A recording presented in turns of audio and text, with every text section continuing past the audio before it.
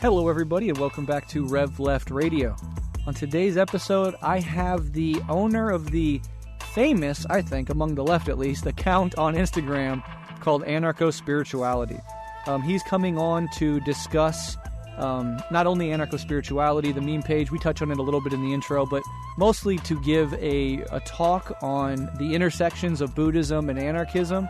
Interestingly, much like my talk on the intersections of Marxism and Buddhism, but we both did these two projects completely separate and without knowledge of one another. So I did it at the behest of people who invited me to ASU to give a speech specifically on the topic of Buddhism and Marxism. And I think this was a master's thesis for him where he constructed this talk in that context. And then after hearing my discussion, after I put it out on Rev Left, on Marxism and Buddhism, we found each other in the comment sections of Instagram, decided to link up and do a collaboration, and he told me that he had this talk that was more or less ready to go and that he would like to give it on the show, and then we could have a discussion about it. So that's exactly what happens. So in this episode, we'll start with a little introduction, kind of set the table for the discussion, introduce people to the guest, etc., and then we'll get into about 45 to 60 minutes of his talk. So he'll just give the full speech, and then after that, for about an hour and a half after the speech, we have a deep discussion of Buddhism, of karma, of secular Buddhism versus religious Buddhism, the question of violence, the question of to what degree the left should work together across ideological lines, what Buddhism can offer anarchism and offer Marxism and Marxists and anarchists, and why we think these sorts of elements or aspects of life are really crucial to making a more resilient, more inviting, and ultimately a more successful American left that can actually take the fight to the owning class and to those who live off the backs of other people and work towards the liberation of human beings from the confines, the prison of class society. So this is a very wide-ranging, fascinating talk, especially for those who are interested in Buddhism. In his talk, he goes into quite some great detail about, some core concepts within Buddhism, core ideas within the tradition, and goes pretty deep. So if you're trying to learn about Buddhism, this is a wonderful episode. You're trying to you're trying to explore the intersections of revolutionary left-wing politics like Marxism and like anarchism with spiritual and existential traditions like Buddhism. This is a great episode and just a wonderful conversation overall. So we're going to get into that very shortly. And as always, if you like what we do here at Rev Left, you can join our Patreon at patreon.com/Rev Left Radio. We put out up to 3 full bonus episodes every single month now on the Patreon, as well as a bunch of other things like early releases. I upload an outline, share pictures from my life even, etc. So if you're at all interested in that, definitely go check out our Patreon. And for literally $5 a month, you can get all of that and more, as well as being in the one place where I can respond. Because, as I've said many times before, I'm unable to keep up with all the DMs on Twitter and all the emails and all of that. But the one area that I have committed myself to always responding to is the comment section of my Patreon. And as well as I take questions from patrons, etc. So being a Patreon, you get bonus episodes and you get all this extra stuff as well. So if you're so inclined, definitely help us out. And if not, just sharing this episode, leaving us a positive review. These things that cost absolutely no money and just take a tiny bit of your time can also be incredibly helpful for the show's growth and ability to reach new people. All right, without further ado, here's my discussion with Anarchospirituality on Buddhism, anarchism, Marxism, and so much more. Enjoy.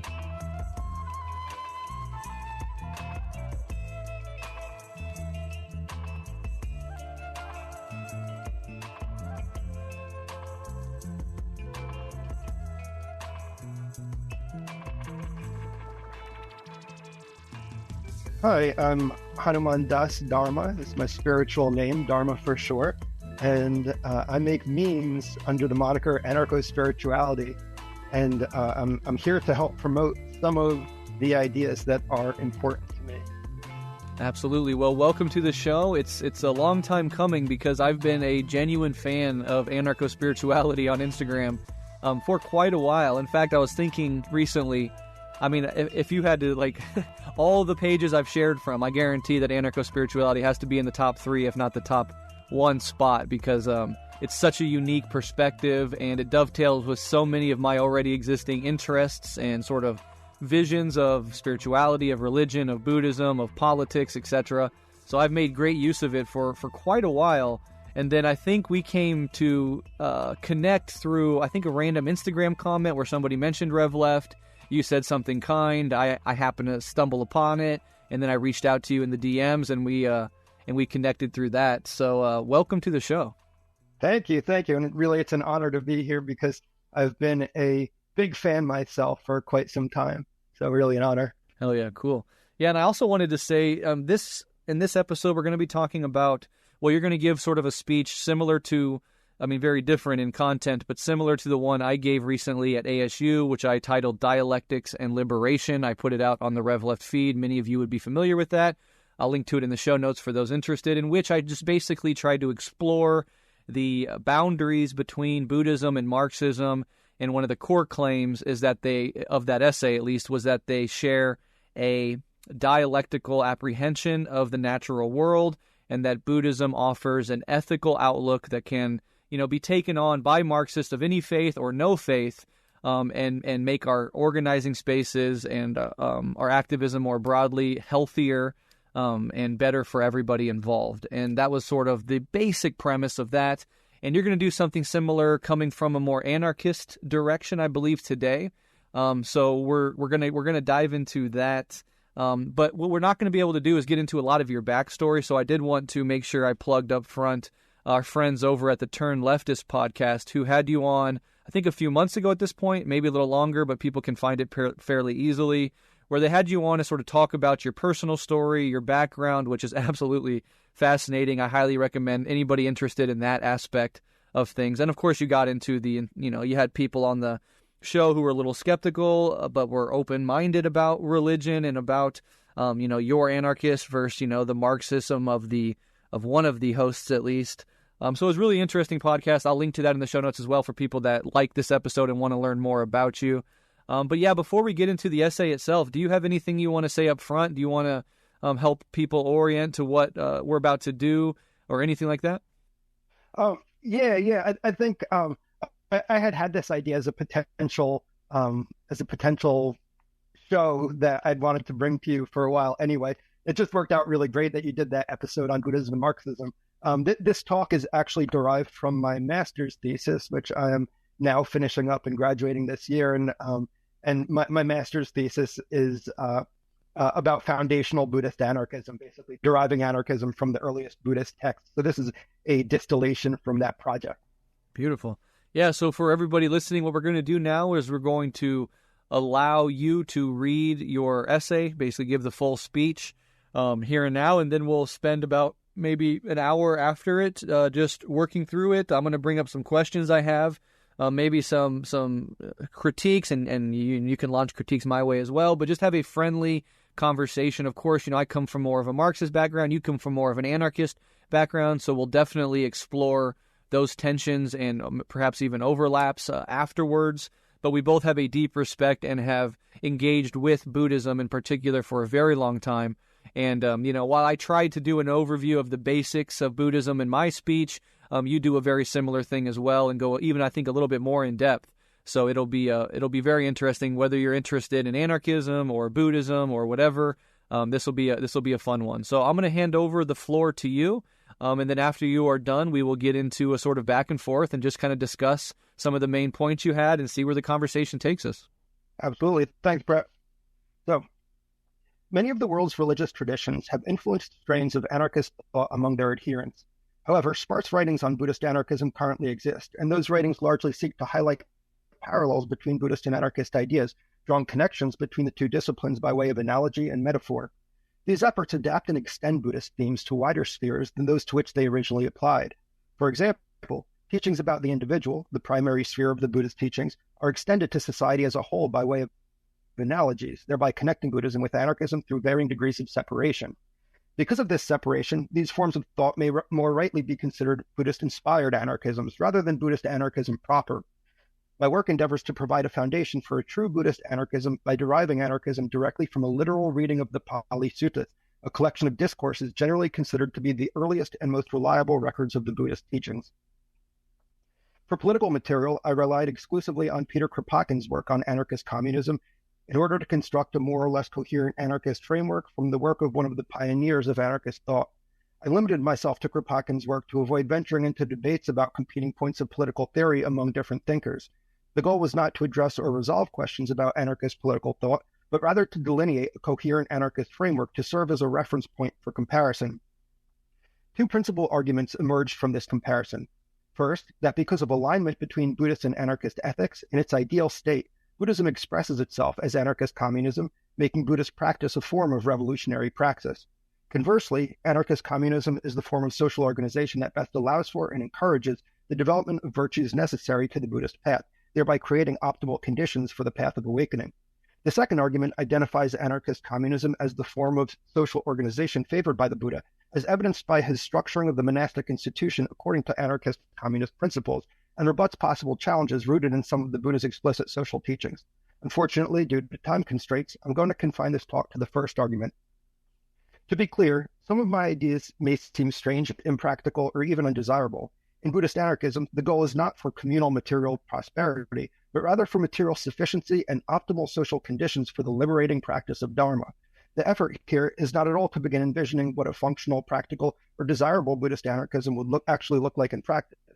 My intention is merely to point to our authentically Buddhist form of anarchism by deriving anarchism directly from the Buddha's discourses to serve as a foundation for further thinking into anarchist applications of Buddhism.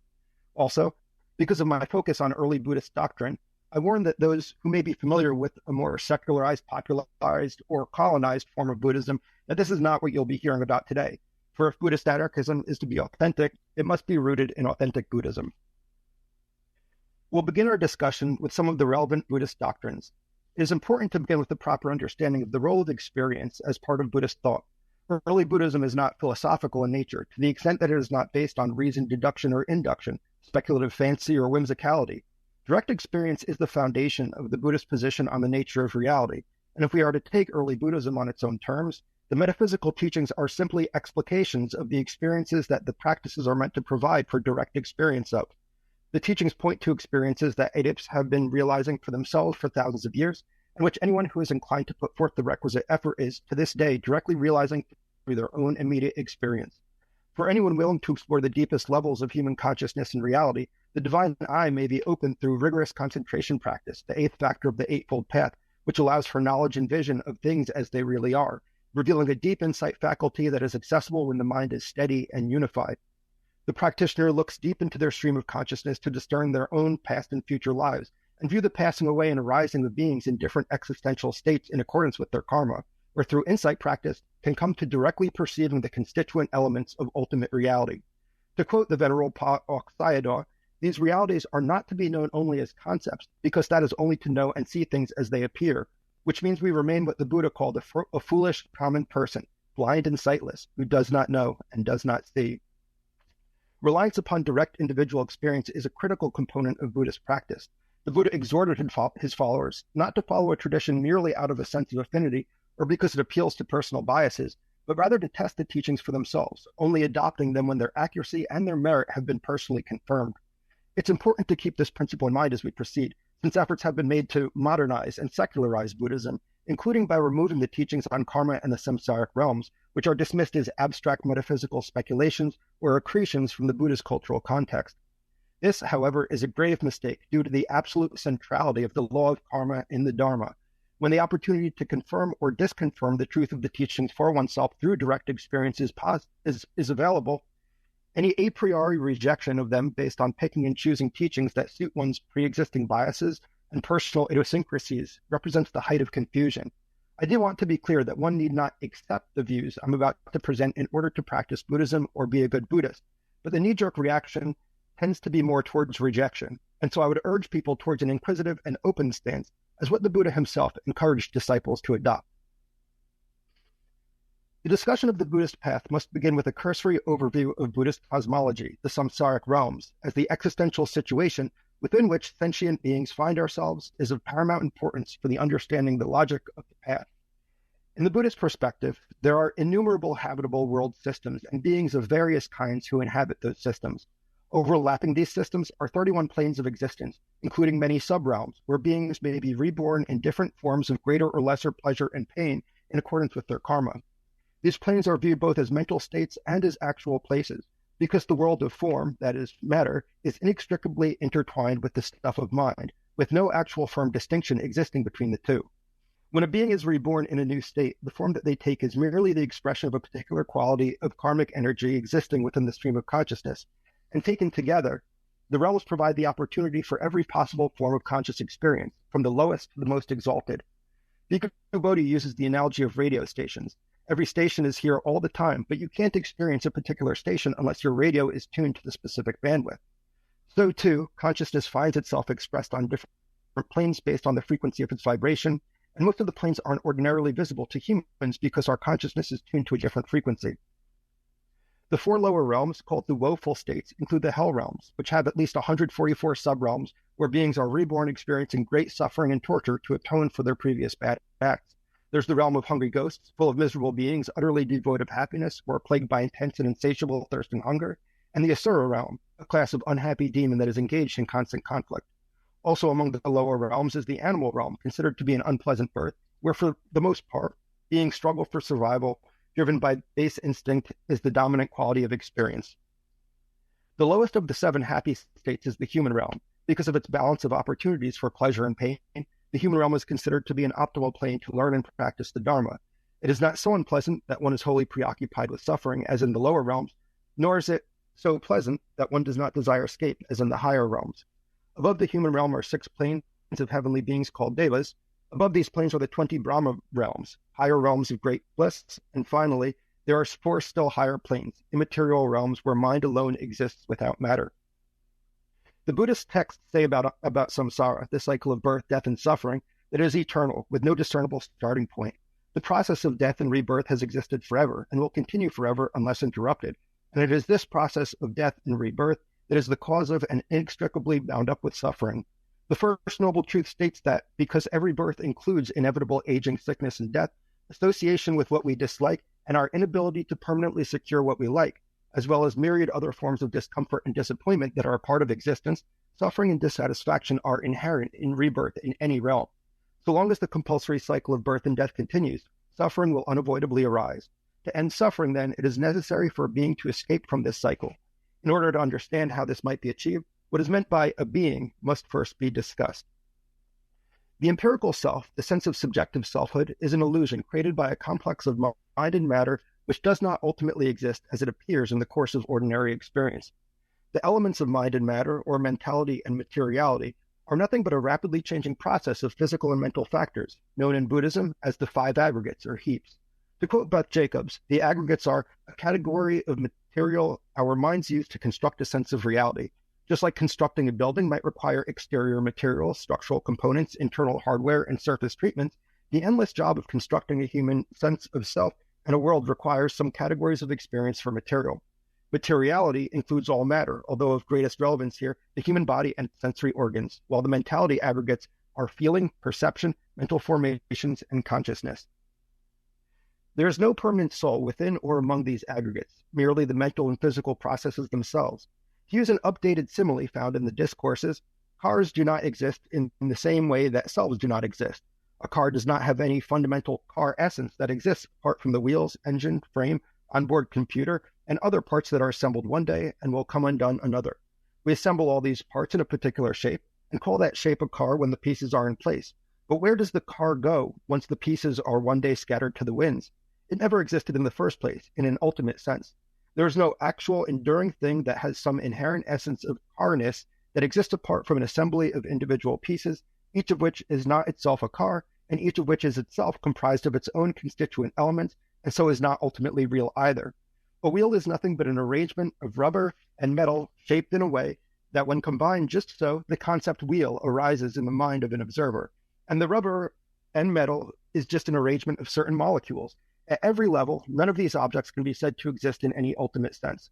On the conceptual level, they exist in the mind, but on the ultimate level, there is no such thing as a car that actually exists apart from the mind that labels it as such. Like the car, the parts that comprise a human being are the five aggregates, and when conditions support their coming together, we call them a self. The conceptual and ordinary experiential reality is so convincing that we experience the self as if it actually exists in a stable and permanent fashion, but it does not. A being is nothing but a dynamic flux of processes that continue on in perpetuity. The process of awakening requires coming to experientially know and see the five aggregates as they really are according to their three characteristics, that each is impermanent, empty of a self, and ultimately a source of suffering. Typically, the consciousness aggregate is the last holdout for the sense of self, which is usually most firmly rooted in the experience of awareness, of being identified with the one who knows. But the consciousness aggregate also has the three characteristics, which must be perceived directly through experiential realization. Through advanced meditative practice, one cultivates and sustains extremely powerful and purified mindfulness focused on consciousness itself, allowing the nature of all types of mental processes that are otherwise obscured from direct perception to become apparent. Consciousness is directly perceived to be not a single unchanging monolith, nor a smoothly flowing process, but in its true nature as a series of discrete, isolated events. To use two similes offered by Ajahn Brahm, consciousness may be compared to a stretch of sand on a beach. From a certain distance, and through superficial evaluation, the sand looks to be a single continuous mass. However, when examined more closely, one can clearly discern that what appeared solid and unitary is actually made up of discrete, isolated particles of silicate, with nothing but empty space between each grain of sand. There is no essential substance that exists between each particle unifying them. Similarly, in the meditator's experience, what is ordinarily experienced as the smooth flow of consciousness is directly perceived to be a series of discrete events, with nothing linking the events together or flowing in between. That is, there are moments of consciousness, but no self that contains or possesses them, unifying them as the object of someone's experience. Another more detailed analogy offered by Ajahn Brahm is that of a fruit salad. Suppose on a plate there is an apple. You clearly see this apple completely disappear, and a moment later in its place appears a coconut. Then the coconut vanishes, and in its place appears another apple. Then the second apple vanishes, and another coconut is there. That vanishes, and a banana appears, only to vanish when another coconut manifests on the plate. So then another banana, coconut, apple, coconut, mango, coconut, lemon, coconut, and so on. As soon as one fruit vanishes, then a moment later a completely new fruit appears. They are all fruits, but completely different varieties, and due to the natural variance in produce, no two fruits are exactly the same. Moreover, no connecting fruit essence flows from one fruit to the next.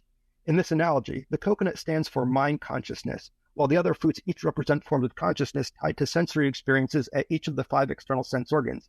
Each moment of consciousness is discrete, with nothing flowing from one moment to the next. Ajahn Brahm explains further that mind consciousness, the coconut, appears after every other species of consciousness and thereby gives the illusion of sameness to every conscious experience. To the average person, there's a quality of knowing that is found in seeing that is also found in hearing, smelling, tasting, and touch. However, with highly developed mindfulness, it can be seen that this knowing is not part of seeing, hearing, and so on, but arises a moment after each type of sense consciousness. Moreover, this knowing has vanished when another form of consciousness is occurring. There can't be two types of fruit on the plate at the same time. When consciousness is perceived in this way, experienced as a discontinuous procession of isolated events, the illusion of a self who is always present as the experiencer of experience begins to unravel. There is an instant of consciousness, but no one who is there observing it, apart from the moment of consciousness itself, which doesn't belong to anyone, is not me or mine. It's just one brief moment where awareness arises from the phenomenal flux of the universe. Through this practice, the five aggregates are fully understood in their three characteristics to be impermanent, arising and passing away with blinding rapidity, so quickly in fact that it could hardly be said that they exist at all, not a self or anything that belongs to a self, because the procession of experience arises and passes away outside of anyone's control, driven on by impersonal causal processes among the aggregates rather than from any self-agency. And for both of these reasons, the aggregates are fundamentally incapable of providing stable happiness, and therefore identification with the aggregates as me or mine necessarily results in suffering. Because there is no enduring self that dies and is reborn, no eternal essence, such as a soul, is transferred from one life to the next. There is merely a flow of ongoing causal processes, of which birth and death are two phases involving the dissolution of the five aggregates in one place and the re-arisal of the aggregates elsewhere. The process of death and rebirth can be thought of by analogy to a candle flame. A candle flame requires certain causes and conditions for it to exist: a wick and wax for the candle upon which the flame depends, and heat for the continuation of the flame itself. When the flame is transferred to a second candle, it is not correct to say that it is wholly the same or different from the first, but rather that the second flame is causally related to the first and exists dependent on its own conditions of heat, wick, and wax. When talking of death and rebirth, then, we are not speaking of a being who dies and is reborn, but of the supporting causes for the continuation of the 5 aggregates that constitute a human being ceasing in one place and 5 aggregates arising elsewhere as a result of the causal momentum of the karmic processes propelling forward a particular continuum of experience. Birth precedes death, and death, on the other hand, precedes birth. The continual flow of birth and death connected with each individual current of phenomenal fluxes constitutes the transmigration of a being through samsaric existence, flowing on ad infinitum so long as the causal conditions that support its flow are present. The factors that proximately cause the continuation of the cycle are the presence of ignorance and craving, both of which will be discussed in greater detail momentarily in the mental continuum. These factors provide for the next birth and are necessary for it to manifest in a new form. To return to the car example, in some sense, one can think of ignorance as the nuts and bolts that hold the disparate pieces of the car together, without which the illusion of an actually existing car falls apart, and craving is the gas that propels the car forward into new situations. Craving depends on ignorance in the same way that there is nothing to propel forward if there is no car. This is the meaning of the second noble truth, that the cause of suffering is craving. Through the links in the causal chain of dependent origination, craving, born of ignorance, is the factor that propels us to rebirth with the attendant old age, sorrow, lamentation, suffering, grief, despair, and death. It is this cyclical process of dissolution and becoming, not the material world, that is called samsara. The permanent interruption of this cycle constitutes the third noble truth, the end of suffering. When ignorance and craving cease, rebirth ceases, leading to liberation from the samsaric cycle and the realization of nirvana. Nirvana is a supramundane and extraordinary state free from suffering, sorrow, and death, which transcends description or rational thought. It is the ultimate refuge, an incomprehensible freedom, the highest bliss. Realization of this state of final release from compulsory rebirth is the enterprise with which Buddhism concerns itself. Having discussed the existential circumstances of samsaric beings, let's proceed to a discussion of the workings of karma and its place in this picture. The law of karma is a natural law of cause and effect that is self-sustaining and operates independent of any other causal factor, such as the workings of a divine being. Happiness and misery arise from and constitute the inevitable effects of specific causes, following from an inescapable natural law that dictates that acts themselves bring their own rewards and punishments. This concept is easily understood with reference to the agricultural metaphor found both in the Buddhist texts and throughout the Bible. You reap what you sow. Put simply, if you sow apple seeds, you cannot expect under any circumstances to reap bananas from that tree. Causes of a certain nature will invariably produce matched effects of a like nature. Further, these effects are intrinsic to the very causes themselves. If someone wandered off the edge of a cliff, it would be an unnecessary logical leap to conclude that when the person broke their legs on the rocks below, that some god was punishing them for the last step they took. Rather, one can easily explain the outcome with resort to natural law. The confluence of gravity and other necessary circumstantial conditions led to the natural and unavoidable result of the action, which follows as the inevitable consequence of the act itself. This is the correct understanding of karma. In the simplest of terms, the word karma means action or deed, and refers specifically to the volitional or intentional parts of the cognitive process, part of the mental formations aggregate. It is our intentions that result in ethically significant thoughts, speech, and action that create karmic potentialities, where the wholesome or unwholesome quality of the intention itself determines the variety of karma produced. These mental factors arise and pass away with incredible rapidity.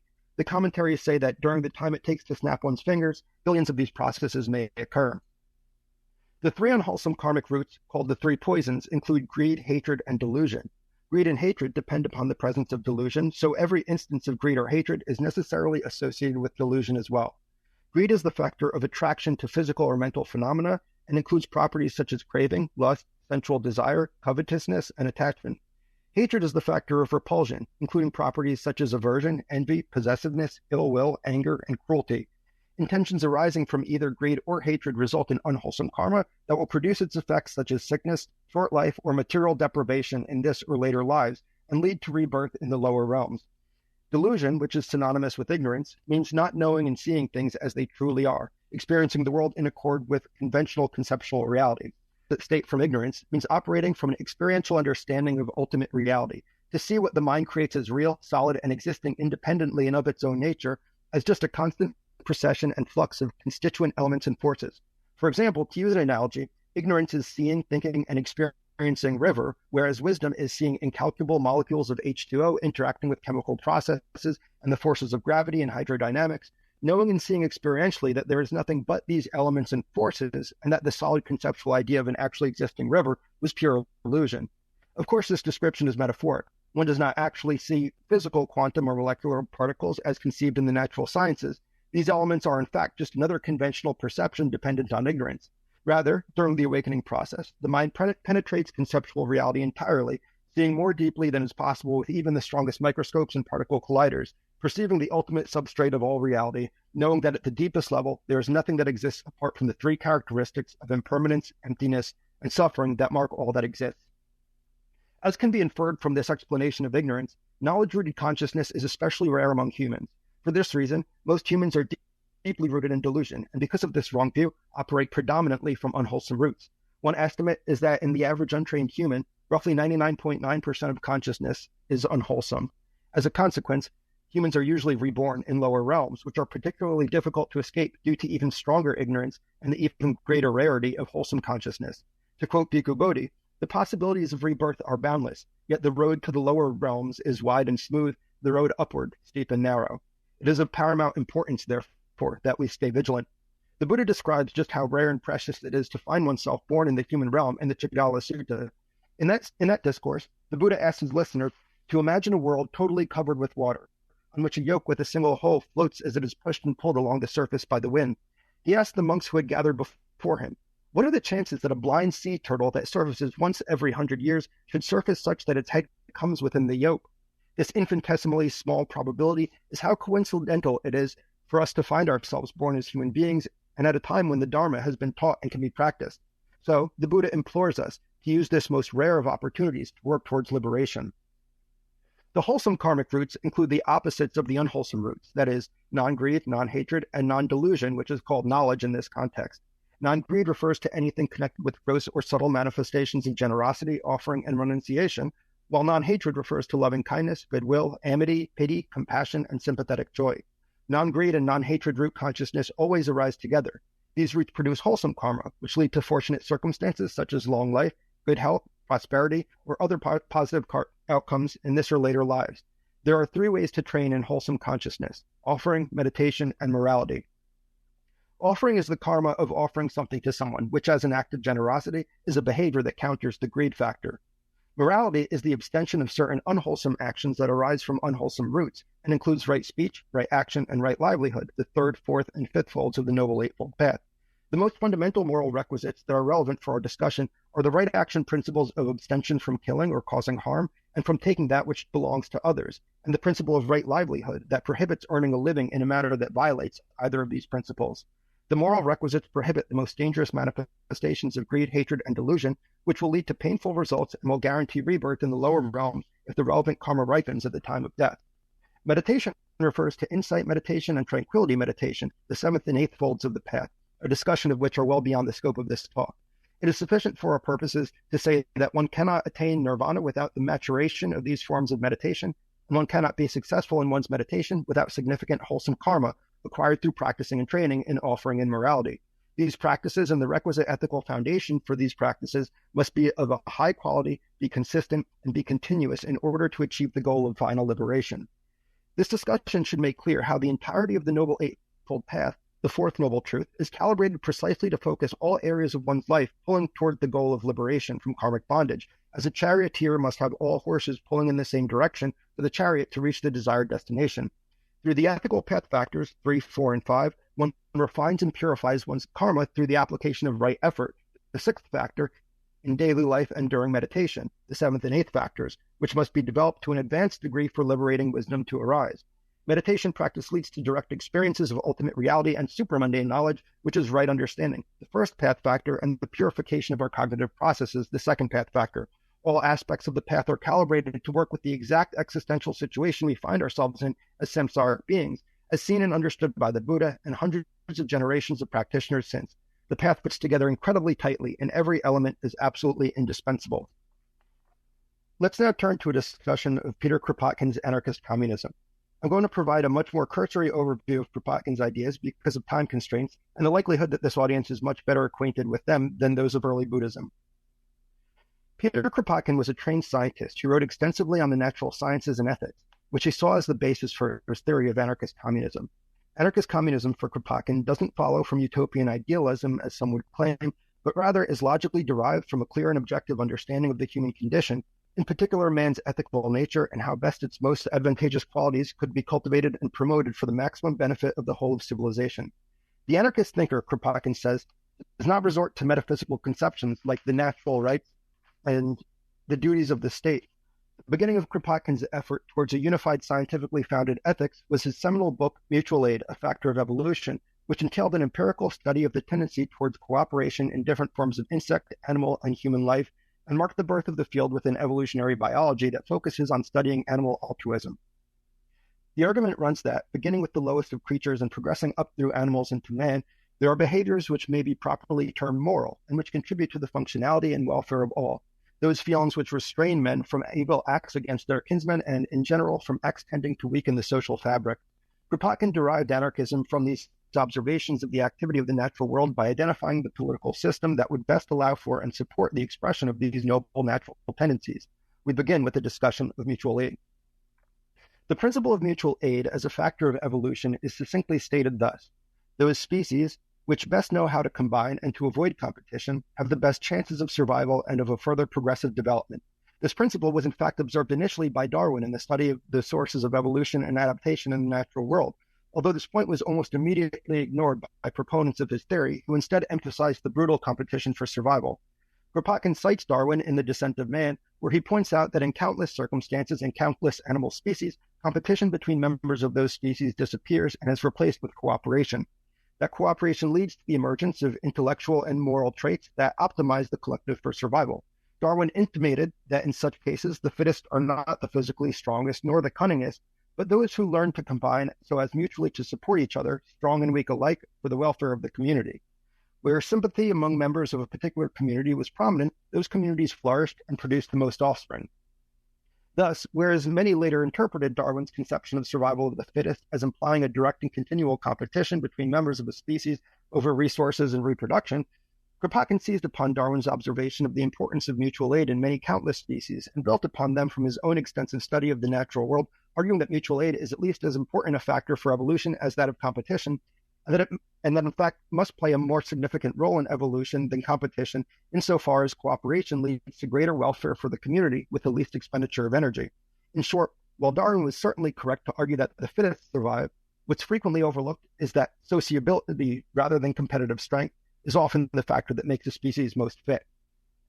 Kropotkin marshals an impressive array of evidence from the natural world to support his argument. He traces the presence of mutual aid from ants, bees, and other insects to various species of birds, moves on to cataloging such tendencies among larger animal species, such as societies of rodents, including squirrels, rats, marmots, and prairie dogs, and pack animals such as the roebucks, fallow deer, antelopes, gazelles, and ibex.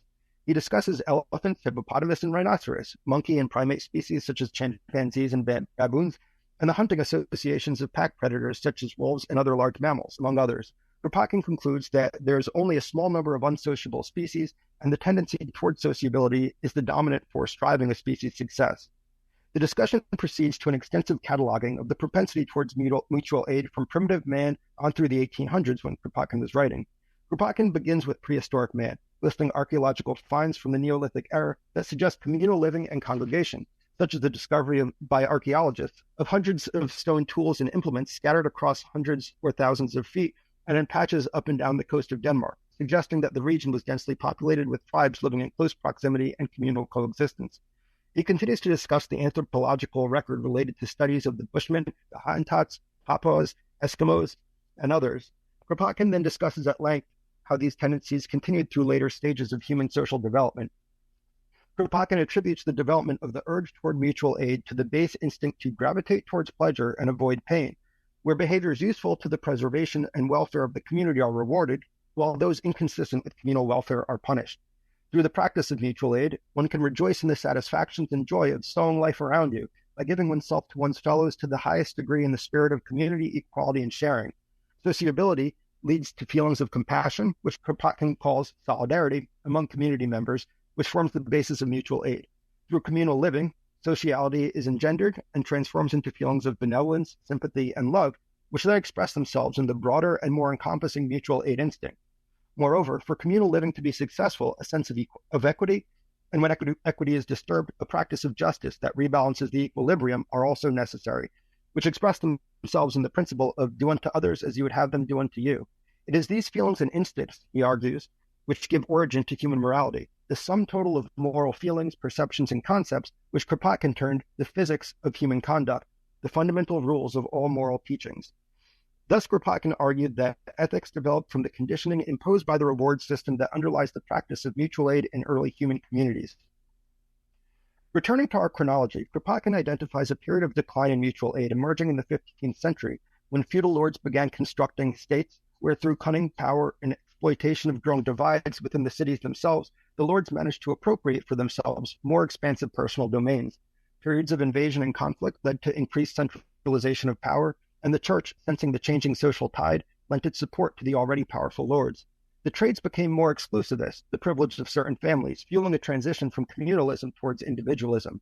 Moreover, an ideological shift driven by the intelligentsia, aristocracy, and the church occurred over several hundred years, promoting the idea that salvation would come in the form of a strongly centralized state under a semi-divine authority.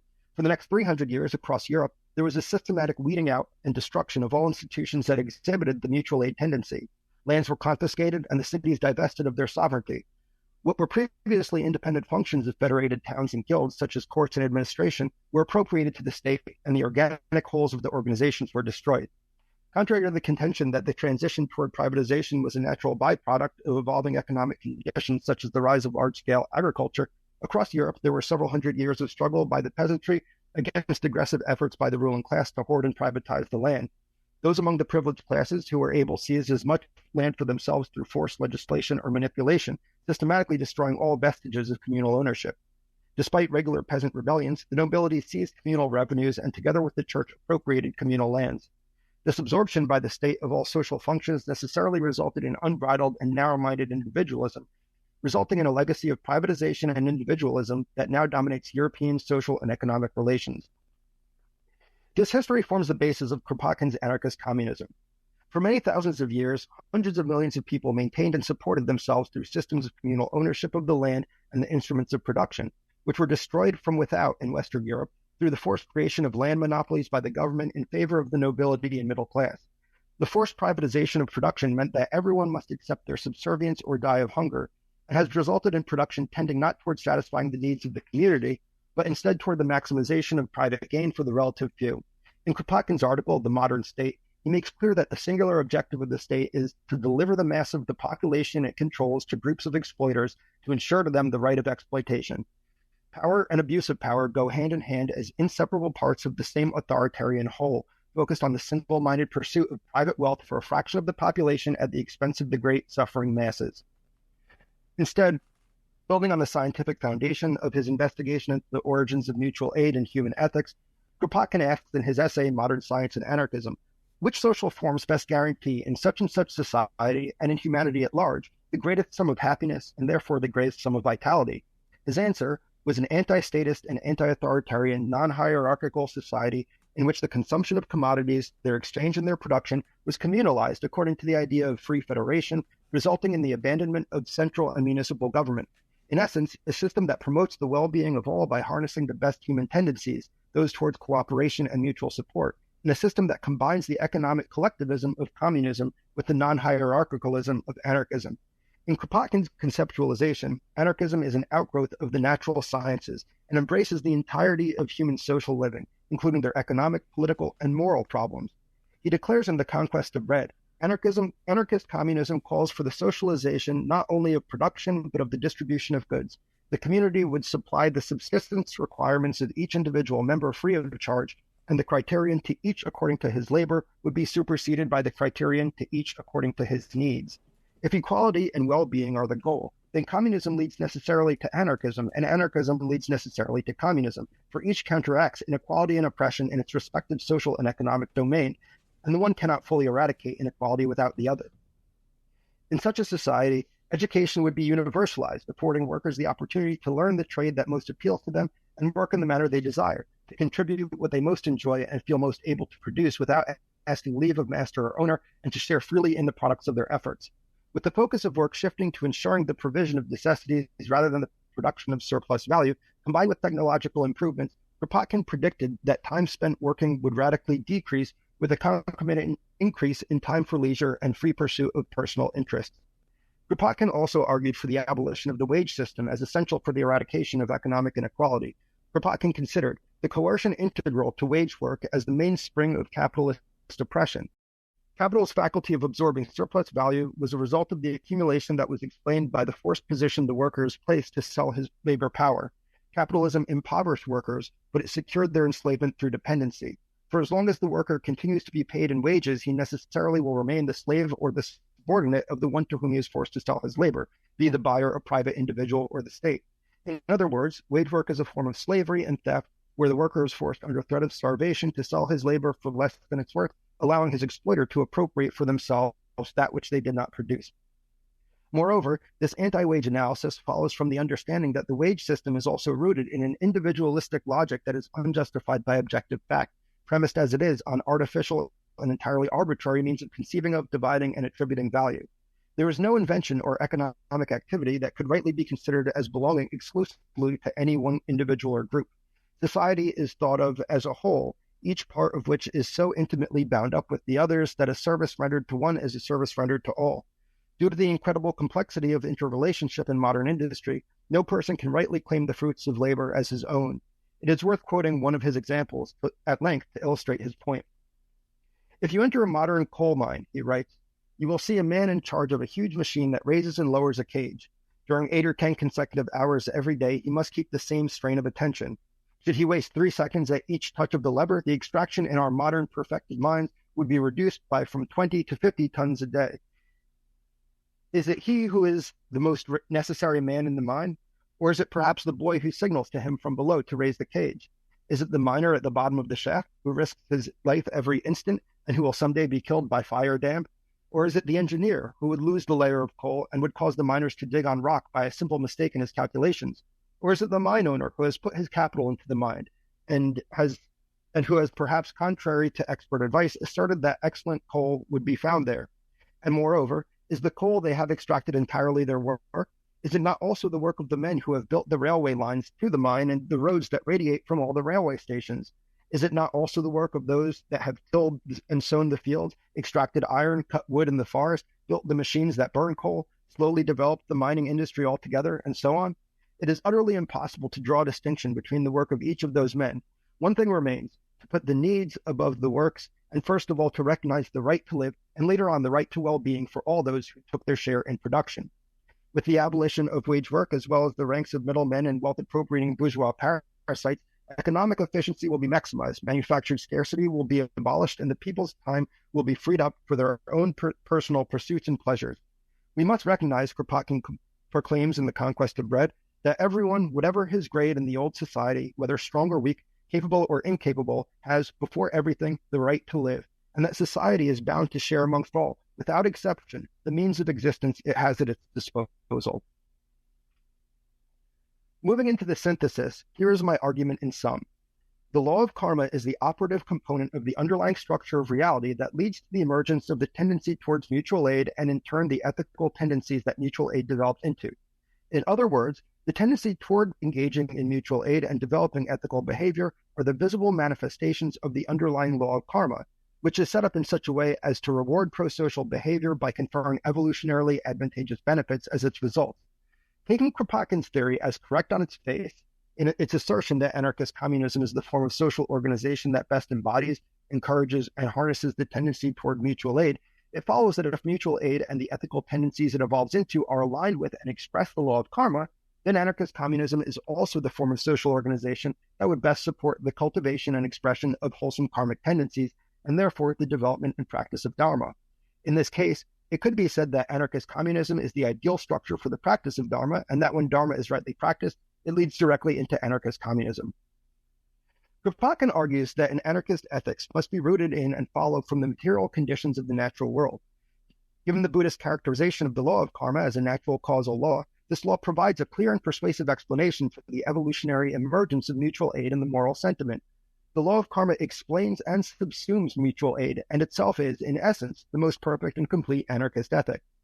Kropotkin describes ethics as the physics of human conduct, but ethical principles themselves cannot serve as natural laws. A particular act, whether moral or immoral, may have its consequences, but there must be another underlying property or law that ties the ethical or unethical quality of the action to its appropriate consequence. If acts of generosity, for example, reliably and naturally lead to greater social cohesion and reciprocal benevolence or generous acts, it is not the generosity itself that leads to those results. The generosity is but one variable in the larger equation that outputs a reciprocal positive act. The reciprocality implies a principle or law at work in the larger dynamic beyond the generous act itself that determines how the act is received, perceived, and reciprocated. Ethical acts or dispositions are properties of a system, but require a deeper unifying structure to explain how they interact. It is karma that provides the mechanism whereby ethical actions are associated with their appropriate consequences, and which serves as the substructure that explains not just what is, but how and why it is. To draw an analogy to the law of gravity, one can observe the operation of gravity in that massive objects are visibly and measurably attracted to other massive objects, though the curvature of space-time that constitutes gravity itself is a separate factor from the objects that the curvature impacts. That the objects may be consistently demonstrated without exception to adhere to a set of fixed laws that describe the operation of gravity is consistently observable and empirically verifiable, but the relationship between the objects is not a part of the objects themselves, but of the underlying structure of the field in which they move. It is my argument that the law of karma is one example of such a deep underlying law that explains the existence of certain observable natural phenomena, in this case explaining why behaviors termed moral are pro-social and why mutual aid leads to the survival and welfare of the species. Grafting mutual aid principles on top of the law of karma shows that the form of behaviors that Kropotkin identified as emblematic of sociability are also incidentally the types of behavior that spring forth from wholesome karmic roots, thereby assuring beneficial outcomes from such behaviors in accordance with karmic law, while the inverse is true for antisocial behaviors. Kropotkin explains the mutual aid instinct and its evolution into ethics as a manifestation of the base urge to seek pleasure and avoid pain. Karma is the underlying law that rewards sociable behaviors and punishes antisocial behaviors. Through trial and error and classical conditioning, all animal species as well as humans were able to determine for themselves what sort of behaviors lead to prosperity and welfare, and these discoveries would have conditioned them towards acts that create wholesome karma, which is necessary for beneficial outcomes such as material abundance, health, and longevity. Looking more deeply into the working of karma and the source of ethics as described by Kropotkin, there are still more parallels. The impulses that Kropotkin identifies as underlying the ethical principles are wholesome, non-greed, and non-hatred rooted consciousness. Kropotkin's assertion that benevolence, sympathy, love, and compassion are the foundational principles underlying all of human morality align tightly with the wholesome sources of karma. Benevolence relates to a spirit of generosity, the wish for goodness for others, and loving kindness, a sense of friendliness and goodwill that is assuredly wholesome. Love, of course, is an expression of non-hatred, and sympathy, Kropotkin himself suggests, arises from the compassionate urge, which is also non-hatred rooted. The expression of these wholesome intentions will lead, according to karmic law, to individual well-being and communal harmony, and therefore the welfare and survival of the species. Sociability is the most important factor in survival, reproduction, and evolution because it is an expression of wholesome karmic roots, the immediate and direct cause of beneficial outcomes. So, following from Kropotkin's conclusion that anarchist communism is the form of social organization that best encourages and provides an environment for the flourishing of mutual aid, it follows that if one sought to devise a form of social organization that is an ideal environment for the cultivation of wholesome karma, that society would be organized along the principles of anarchist communism as well. Let's address the karmic drawbacks of privatization and individualism first. If collectivism, cooperation, and mutual aid are aligned with and provide for the expression of wholesome karmic roots, it should follow that individualism and predatory forms of competition are aligned with unwholesome karmic roots, and in fact, it can be seen that to the extent that a system encourages privatization and competition rather than cooperation, it is encouraging thoughts, speech, and actions that flow from unwholesome karmic roots. To the same extent that the underlying impulses beneath mutual aid are aligned with wholesome roots, an opposite system depends upon opposite intentions. First, individualism is rooted squarely in ignorance. The belief in and reification of a separate self to benefit at the expense of others is one of the most foundational forms of ignorance. A system that is predicated on an every man for himself type of attitude would consistently and on a systematic basis reinforce individual delusion, further entrenching the I, me, and mine attitude. Every participant in such a system must be consistently focused on themselves and their self-interest as separate beings, or else perish, since no one else is looking out for them, thereby firmly rooting participants in the system in a deeply delusional conceptual orientation towards themselves and the world. Next, with ignorance as the predicate, the false belief in an I leads unavoidably to greed and hatred. The person caught in the delusion of separateness in a zero-sum economic system must immediately begin to seek more for self, advantage which necessarily comes at the expense or disadvantage of others. As the greed factor strengthens, it matures into a sense of chronic lack and deficiency, the attitude of never having enough. As the deluded self takes more and more, it expands its sphere of influence into other people's space, creating schemes whereby that which rightly belongs to others and to the community are appropriated to satisfy the greedy impulse. Through ignorance, the exploiter identifies with and clings to property and wealth, manifestations of the form aggregate, as me and mine, clinging to self and what belongs to self, leading to a further proliferation of unwholesome tendencies such as stinginess, attachment, and possessiveness. Kropotkin's review of the historical record ably demonstrates the relationship between privatization and greed, showing how the subversion of institutions built on principles of mutual aid followed directly from the intensification of individualism and the greed factor among the already privileged nobility, who were driven to appropriate the commons for themselves through violence and manipulation. It also bears mentioning that the process whereby the community was dispossessed against its will of its shared claim to the land directly implicates the moral precept against theft, a heavily greed-rooted unethical act.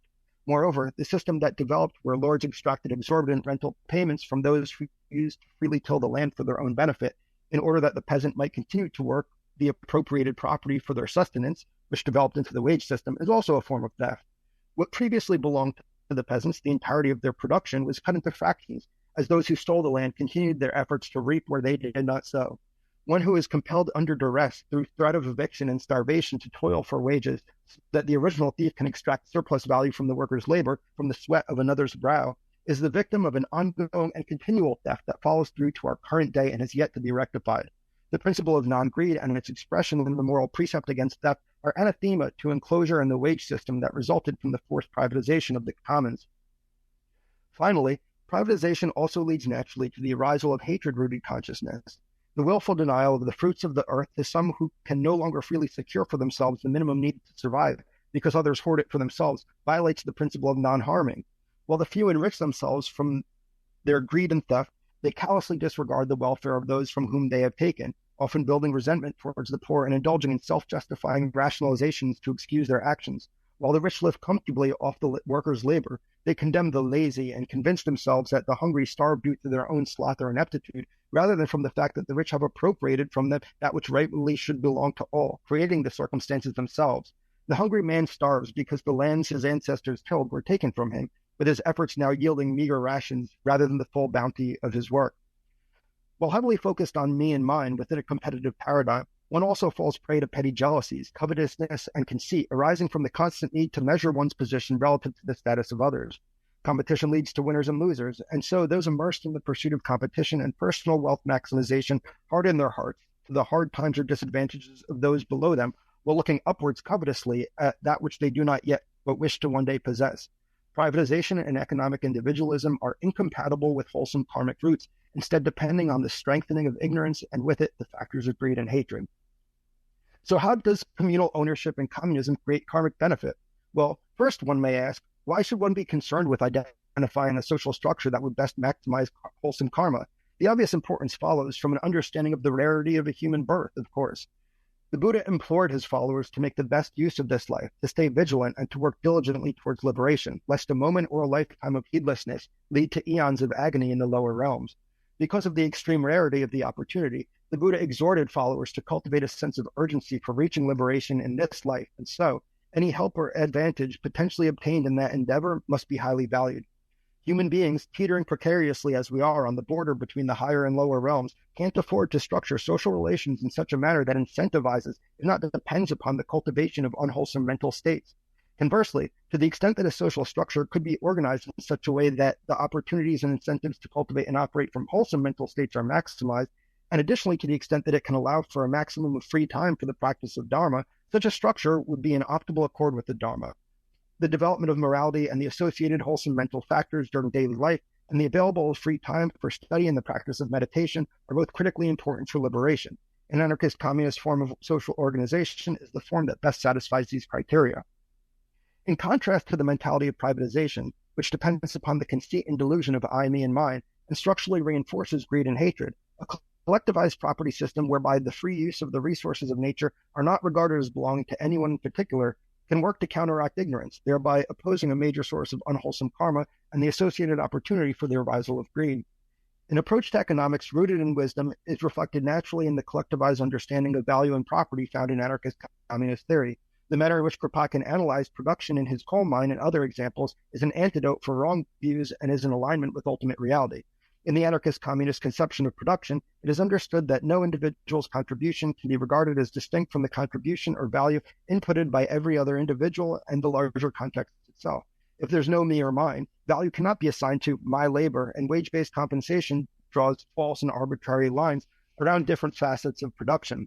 By seeing production as a complex web of interdependent parts rather than as discrete stages, anarchist communism is in much closer accord with the Buddhist understanding of reality and is simply a concrete macroscopic expression of this truth. Not only is there no intrinsic value to what is produced apart from the entire matrix of causal factors that contribute to its production and valuation, but there's no me or mine apart from that matrix as well. In such a system, no one need think of themselves or what ought to belong to them. Therefore, regarding all production as being a shared product of all of society based on the premise of a shared commons of knowledge, property, and effort, aligns closely with the Dharma and affords participants in the system the opportunity to shape the mind in accordance with the Dharma. Instead of focusing on competition, workers can cultivate a hive mind attitude towards work, relinquishing control and self-will in service of the larger interest and pursuit of liberation.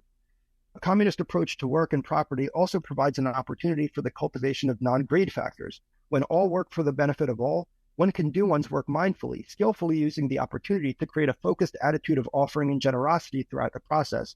Under a capitalist and privatized system, the worker does not own or control what he produces, and therefore he cannot give it away.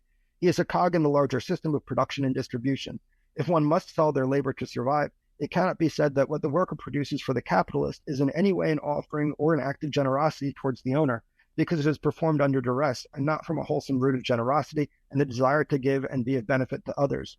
While the worker's time on the job could be used to further their practice of Dharma, instead much of their day is wasted merely earning their sustenance. In an anarchist communist system of organization, a worker performs his duties to benefit the community, and the worker also actually has a decisional stake in what is produced, meaning that when the products are given away, the worker actively participates in that act of generosity. Unless if the proper attitude is cultivated, the worker can spend most of their day cultivating wholesome karma. The worker can perform their duties, focus on how they are of benefit to others and all the good that will come to the community from their efforts, and may gladden their heart with wholesome qualities such as loving kindness and sympathetic joy by rejoicing in this fact. Also, where the requisites of life are being freely provided, one has no occasion to approach work in a heavy-handed, greed-oriented way. There is no occasion for possessiveness when nothing besides personal property can be privately owned, and no need to grasp for more when there are ample resources freely available at any time. This eliminates two of the primary systemic factors that lead directly to the arisal of greed. The cultivation and perfection of non-hatred rooted consciousness also leads to the obsolescence of the state. Where members of the society are committed to practicing kindness, compassion, and forgiveness, the penal system of retributive justice must be abandoned, and with it the coercive machinery of the state, such as police and prisons. Law and order become redundant for people who order themselves according to principles that are supportive of social harmony. Finally, the focus of anarchist communism on satisfying needs rather than maximizing profit also means that the minimum amount of effort necessary would be invested in labor, freeing up the maximum amount of time for dedicated spiritual practice. Every year, many millions of tons of uneaten food and unused clothing and other miscellaneous products end up in landfills because of overpopulation and the unwillingness of the owning class to give the products away for fear of depressing prices. In a society that is training in non-greed and where production is tied to actual material needs, the appropriate amount of work will be done each day, giving people significantly more free time, which they can use to practice meditation and other forms of spiritual practice. In this way, anarchist communism is optimally calibrated to support the maximization of dharmic values. Well done. Absolutely beautiful. I love that speech, that essay. And what really struck me about it initially was that you and I both really get at some of the same core ideas and arguments from our very different angles and articulations. And more than that, you and I wrote these totally separate from knowledge of the other's work. So this is a dissertation, am I correct in your context? Master's thesis. Master's thesis, yep. And then I was invited and asked specifically to do a speech on a topic by some people associated with ASU, the topic being Marxism and Buddhism. And so that was sort of the catalyst to me writing out a Dialectics and Liberation. So yeah, absolutely wonderful thing. I did want to make one quick correction just for your benefit. At the very end, You said every year many millions of tons of uneaten food and unused clothing and other miscellaneous products end up in landfills because of overpopulation, but you meant to say overproduction and the unwillingness of the owning class. That's kind of a hot wire for some folks to hear the term overpopulation.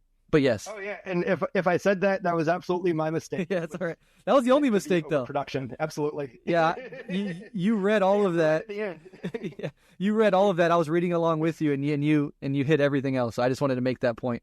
But yeah, really, really wonderfully done. Yeah, one of the things I wanted to focus on as our conversation begins here is the idea of karma. And I think there's a lot of misunderstandings that abound with regards to what karma is and what it means. I think a lot of people, in the colloquial sense, sort of think of karma as some supernatural force that balances the scales of justice in the human world, or even more concretely, a monotheistic God handing down punishments and rewards based on his judgment of one's actions. But what you articulate really well in this essay is the fact of it as a natural law of genuinely just cause and effect in the Buddhist sort of comprehension of this idea. Do you want to say anything about the misunderstandings of karma and the ways in which the misunderstandings of karma can lead to really grotesque sort of views of people's, real world material suffering?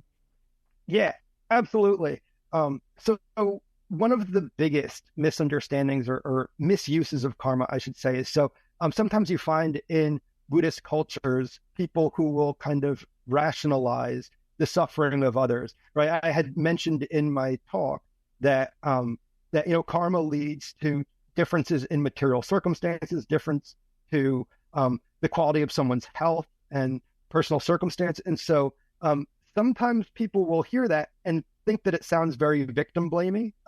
And sometimes people will hear that and say, okay, well, I don't have to involve myself in the suffering of others because it's their karma and that's just playing out. And so this is just a completely wrong approach to karma for a number of reasons. So first, there is no room for arrogance and self-righteousness. In our eternal wanderings in samsara, we've all been up and down in every conceivable situation. So today it may be them suffering, but unless you escape, tomorrow it's sure to be you. So you might be doing a little bit better right now, but you're sure to not stay in this position forever. And so it says in the Dugata Sutta that whenever you see someone in misfortune or misery, you can conclude, I too have experienced the same thing in this long course, and one should always contemplate that fact. So more to the point, if I have indifference, if I'm hardening my heart to their struggle, or I have ill will towards them, such as enjoying their suffering or thinking that they deserve it, some form of enmity, disgust, or disregard, these are all hatred-rooted consciousness. If I cling to what's mine, thinking, I deserve what I've got, I've earned it, I should keep it, I shouldn't help, they don't deserve my generosity, these are greed-rooted consciousness. And regarding oneself as superior is conceit, another unwholesome form of consciousness. So these responses are certain to put you in their exact situation or worse at a later time. But if I respond with generosity, compassion, loving kindness, and sympathy, I will help myself as I help you.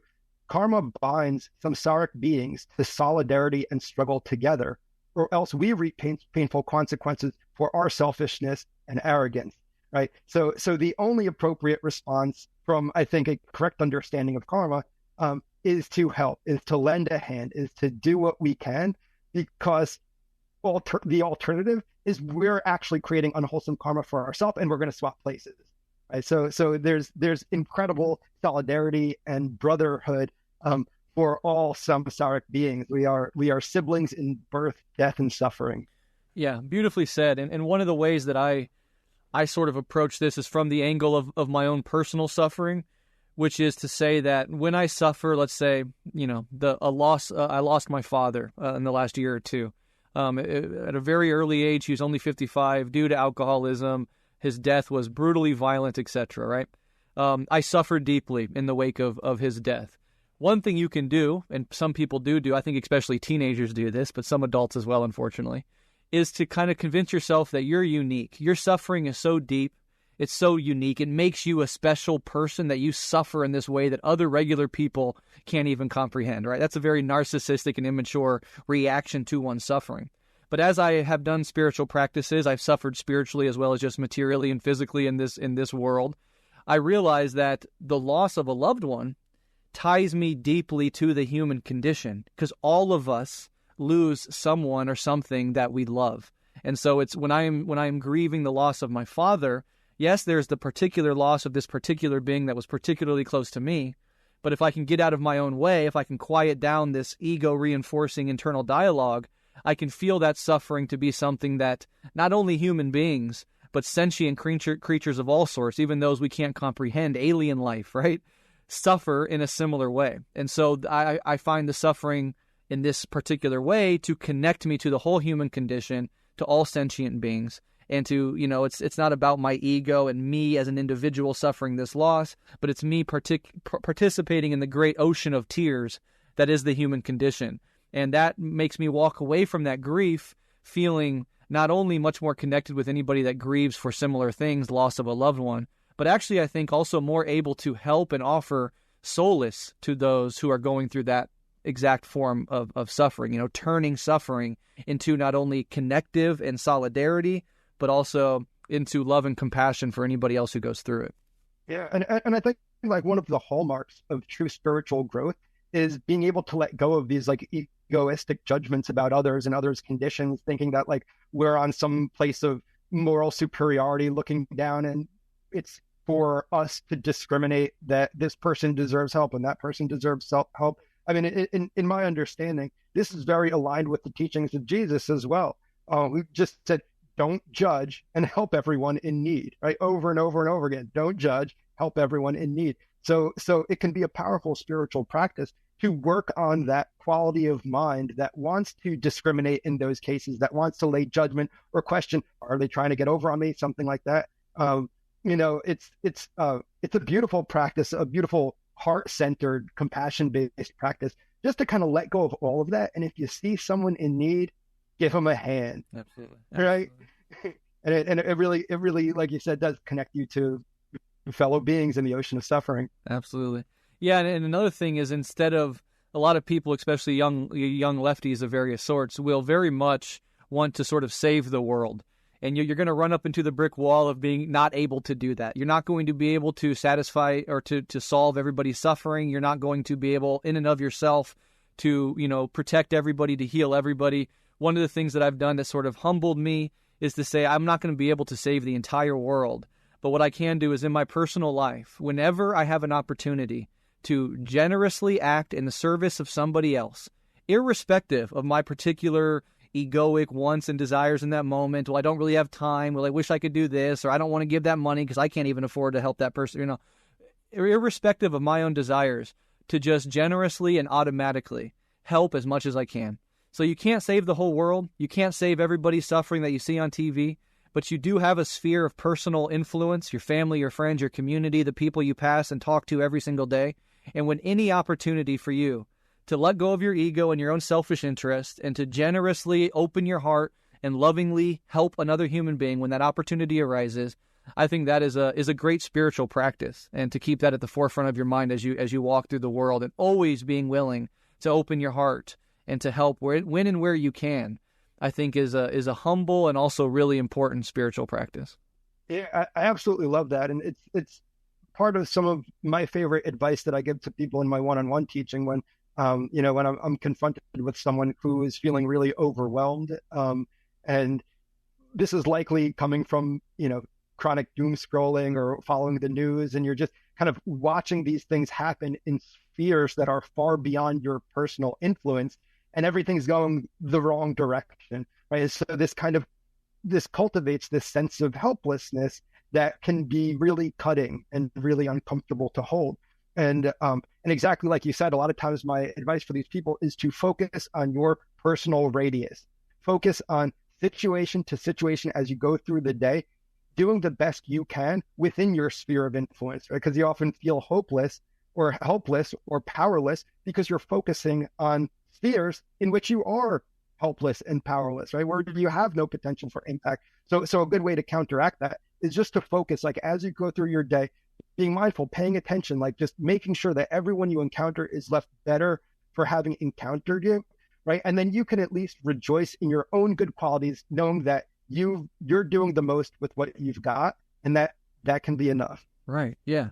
And when you do good things and you have a feeling of reinforcement, a good feeling, some people will cynically say, oh, that good feeling is your own ego interest. You only do good things because it makes you feel good. But no, I always say it's a mutually reinforcing pro-social benefit of both people being uplifted by an act of solidarity and love and interconnection and compassion. It's not a simple thing where you hoard the benefits for your own ego, like, I'm a good person, look at me. It's like you walk away feeling good because you did a good thing, and in some weird way, karmically, universally, you are being rewarded with this positive feeling.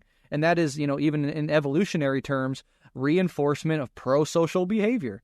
You can explain it scientifically, you can explain it karmically, whatever, but it's a positive thing that reinforces pro-social behavior and should not be seen as the goal in and of itself or as an ego thing that you can sort of appropriate for yourself, but as a blossoming of goodness that occurs when people are generous and loving and open-minded and have an open heart. Yeah, absolutely. I don't think the feeling of goodness from doing something good, I don't view that as an egoistic function. As a matter of fact, like, Buddhism asks us to rejoice in our own goodness. Like, the training in morality is really like one of the first steps on the path, is to start to kind of straighten up our relationship with the world. And there's a certain joy and peace of mind that comes from living a blameless life. And the Buddha said that this is wholesome. This is one of the higher joys. This is a better joy than, sense pleasures, like, seeing pretty sights and feeling pleasurable touches. Like, the feeling of living a blameless life is a wholesome, is a virtuous thing to cultivate. And there's nothing wrong with that. And it actually plays a really important part in getting to the later stages of the path where, the quality of your life is going to be reflected in the quality of your mind. And if you're running around creating problems and harming people, you're going to have problems and harm on your own mind, right? So this necessity to kind of simplify and to purify your relationship with the world is reflected in your mind, which allows you to access some of the deeper meditative states. Yeah, very well said. So I want to give like two kind of examples of karma in this cause and effect way playing out. One is very acute and obvious, and one is a little bit more subtle, which you point to in your essay. So the first example, and I'm just picking this sort of out of the hat of my mind, just because it's something that I've been following recently. It's a recent story. I mean, you could come up with a billion different examples. But in the comedy world, there's a controversy going on right now with, and this has been going on for a while now, but is reaching new heights, of a comedian named Chris D'Elia, who, was a very popular stand-up comedian for a while, and is now coming out that he was behaving absolutely immorally behind the scenes with women in particular. There's allegations of, messaging underage women. There's allegations of cult-like behavior where he's trying to, basically create a sex cult and abusing women in the meantime, etc., right? So now the karmic sort of display here is that's all coming out. So now he has this entire thing where he's losing his career. Other comedians won't fuck with them. He can't go to venues. People are blocking him from that. He's at the lowest rung of the comedian respect world, and he's losing friends and everything like that, right? And this is an obvious example of mere cause and effect. It's not that there is some God up in the heavens necessarily. There might be. I'm agnostic on that. But handing down karma in this sense is not some supernatural force handing down punishments for his behavior, but is literally the karmic outflow of actions with ill intentions that he took in the past, coming to the light. So, if you behave in those ways, you might think, I'm not caught, I'm not going to be caught, I can keep doing this, etc. Eventually, because of your own actions, this is the result of those actions, right? And so that's an obvious example of behaving immorally, thinking you can still get all the goodies that you want out of life, but those actions themselves catching up with you, becoming known to other people, and that judgment coming back on you. That's like easy cause and effect, an obvious example. A more nuanced example that I think you mentioned in your essay is your talk is the desiring machine that Buddhism really wants to point to and talk about. How satisfying desires only lead to more and more desires, right? So you have a desire to be wealthy. You start hoarding wealth. You start satisfying that desire to hoard wealth. The desire doesn't go away. Oh, look, I got wealth. Now I don't desire wealth anymore, right? What happens actually is that oil gets poured on the fire of desire, and that desire for more and more and more becomes compulsive. So like in a real way, the goal is not to satiate your every desire, but to literally liberate yourself from desiring, from the desiring spiral, the mechanism of desiring, and then you satisfy the desire, and then you desire more. That entire sort of process is what you are aiming to liberate yourself from. And hedonism is this idea that by satiating all my desires, I can somehow find happiness or contentment, or at the very least, endless pleasure.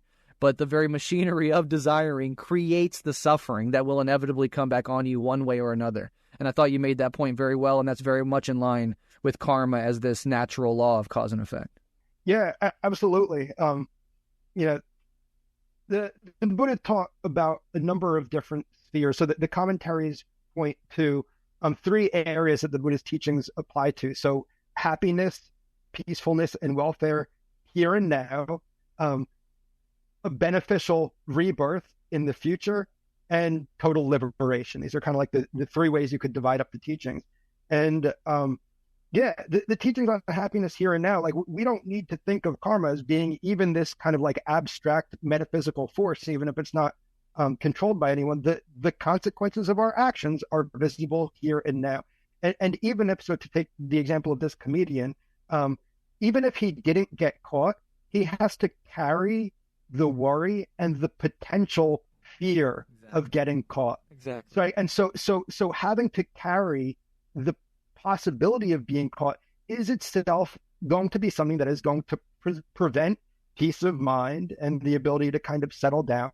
Right. So you put these objects in your mental space. Right. And so if you're running around lying, cheating, and stealing, you now have to suffer the consequence of worrying about being found out lying, cheating, or stealing. You got to worry about the jump out boys when you walk down the street. You got to look both ways when you step out of your front door. Right. These are just direct causal relationships. We don't have to get abstract in terms of understanding that there are certain subsets of actions and thoughts and forms of speech that will lead reliably to more contracted and uncomfortable states of mind. And there's other modes of thought, speech, and action that will lead to open, spacious, and relaxed states of mind, right? And it's kind of parsing this distinction where Buddhism then can say, okay, well, this is what's wholesome, this is what is upward leading, what will have good results here and now and in the future, and these are the kinds of things that just kind of lead to decay of social harmony and balance and personal peace of mind. All right, now I do want to move on from karma, but before I do, I just want to make one more point, which is something you touched on in your piece as well, which is this idea of sympathetic joy as a practice. And what I take this to mean, and you can correct me if I'm wrong, but my understanding of sympathetic joy is taking explicit pleasure in the success and happiness and good fortune of others. Those, of course, it's easy to do with people you really love, but people you don't like, people you don't know. I think the ego contraction that can sometimes occur when you see somebody else doing something that's successful or puts them in the spotlight or whatever, takes the form of envy, of jealousy, and you don't really fully admit it to yourself, but you feel weird when you're scrolling through Instagram and you see somebody maybe even a little younger than you doing crazy things or having a lot more money or a lot more success with the opposite sex or the same sex, various things that could make you, or, seeing a friend who you grew up with become, successful in some way. There's this part of you that kind of cringes, that kind of contracts, that kind of feels as if I am being implicated and not being worthy enough because, I am interested in that thing, but I can't do it as well as that person. Or, I would like to live that life, or I would like to travel there, but I can't. I would like to make money as being a Instagram influencer, but they can do it, but So this contraction of the self that is rooted in the comparison between you and the other makes you feel negative feelings, impacts people's mental health, etc. And I found that sympathetic joy is not only a concept, but an actual spiritual practice where you can, in the face of good fortune for others, practice first being aware of that part of you that contracts into envy or jealousy or comparison, being aware of that so as to free yourself from it, and then going out of your way to try to encourage and share in the joy of other people. I think it is. I think it's tied to the karma thing. I think it's tied to compassion and helping. So when somebody's suffering, you clearly sort of want to help them when they're having a good time, when they're being joyous, they're not suffering at all. That's kind of a little different thing. And being able to take genuine joy in somebody else's success and joy, whatever that means. I'm not talking about wealth building or success due to capitalist standards. I mean, whatever that means for whoever we're talking about, being able to practice taking joy in other people's successes, I think, is a spiritual practice and can really help on this front. Do you agree with that? Yeah, absolutely. Yeah. Sympathetic joy is one of 4 of what's called the heart practices. The original term is the Brahma Viharas, which basically translates to the abode of the gods. So these are the emotional. These are the emotional frequencies that the gods live in, basically. And so we can cultivate these in both daily life and in meditation practice. And it includes also loving kindness, compassion, and equanimity. And so these practices can actually be developed to an incredibly profound extent. And there's really interesting research that's come out from MRI scans of highly accomplished meditators, the things that they see their brains doing, because they'll not only switch on the appropriate regions of the brains for the emotions they're supposed to be feeling while doing these meditations, but also increase the intensity of the frequency of their brain waves. Many times over, I think, if I recall correctly, I think Mingyur Rinpoche talks about being in the MRI for these studies. And basically they told them, okay, turn on compassion. And then they counted up till 10. And then they said, okay, turn off your compassion and count back down from 10 to 1. And so in the focus group, basically there was no correlation. You had like college students who had done like a 2-month mindfulness course. And so their brain waves had no correlation with what they were being asked to do. But when Mingyur Rinpoche was asked to do it, basically the regions of his brain that were appropriate for compassion all switched on, dopamine's being released, all this stuff. But then increase the intensity of his brainwaves 700 to 800% over the count of 10, and then decreased it back to baseline under the count back down to 1.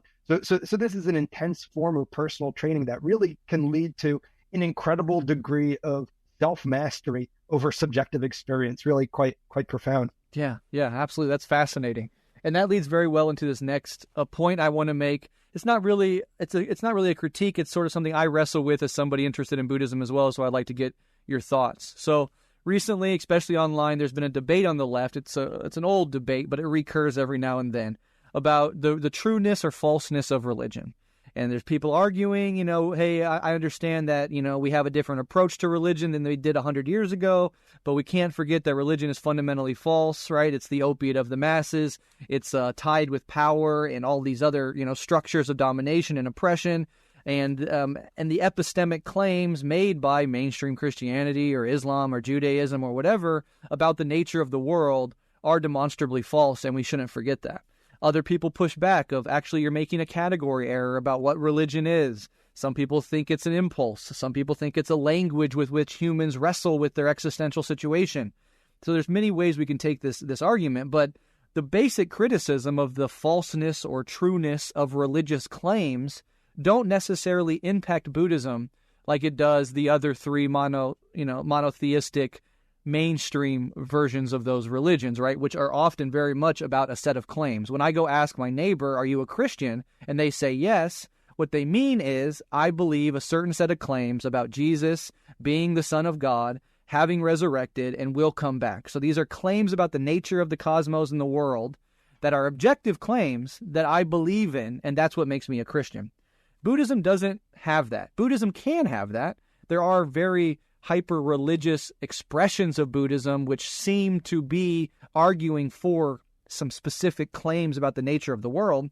But in general, especially the meditative practice itself, is a experiment you run on yourself. It's skeptical from a baseline, right? I'm not believing anything you're telling me. I'm going to try these things out myself. It's replicable inner experiments. So a Buddhist master would say, if you do this practice, and this practice, these will be the sort of subjective experiences and results that you can, find, and then you can go and test that. Is this true or not? It cuts through illusion and ignorance and delusion. As you look inward, it's a sort of scientific investigation of what is actually happening here and now inside of myself. So it has that edge to it. And the direct experience cashes out any claims. So you have a claim about enlightenment or about a state of mind, and here are the practices you can run. Now you can run them yourself. You see, does this cash out into this? It's not exactly as simple as that, as some of these inner states are very nuanced and complex, and the language we have to describe them can often be limited, or if available at all. But more or less, there's a realness, a validity, of a verification process that can occur within Buddhism. But I am skeptical of claims, scientific, metaphysical claims about the nature of the world, that people forge purely from subjective experience. So you could have a subjective experience, right, where you're awash in love, which I've genuinely had what I believe to be a spiritual experience where my ego was disintegrated in a river of love, and there was just love where I used to be. And, that is a beautiful, profound experience. But then to go on and say the universe is love, or, love is the truth at the fundamental bottom of every, of everything. In reality, love is actually the thing that undergirds everything, right? And okay, I'm open to those ideas. I'm agnostic on them as an epistemic claim about the literal state of the universe. But there is this sense in which, and there's many more claims that are made like this, but you could even get into the realm of reincarnation, or as you were talking about, realms as literal places. Take those as claims about the nature of the cosmos, objective, almost scientific claims about the way reality really is, even though we could never ever know whether these, and correct me if I'm wrong, if these realms exist, or in the Christian context, if heaven and hell are real, right? We can't know them from where we are here. So making a hardcore claim about them seems precarious at best. And I feel like the best epistemic orientation to these sort of claims is just agnosticism, because I don't know and I can't know, so therefore I should remain agnostic. But I'm also skeptical of secular Buddhism, right? I'm sure you share this this idea that we can just get rid of all the cultural hang-ups and some of the less convenient ideas in the Buddhist tradition, fully secularize and scientificize Buddhism. That kills something beautiful in Buddhism as well. So what are your thoughts about any of this?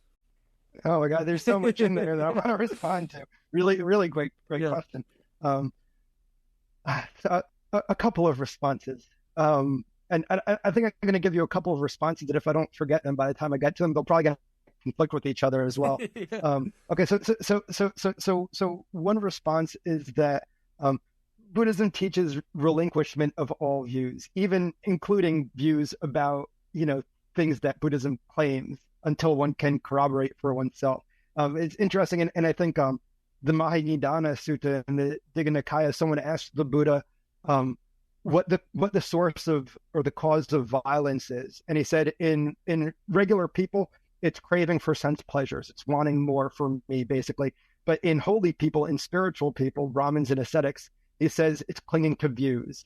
Right? Violence comes from clinging to views among spiritual people. And this is the Buddha talking 2,600 years ago, before Christianity, before Islam, before the mess that we've seen. So, I mean, really, really quite prescient. So Buddhism asks us not to cling to views. It asks us not to debate people in anger and these kinds of things, just to investigate for ourselves.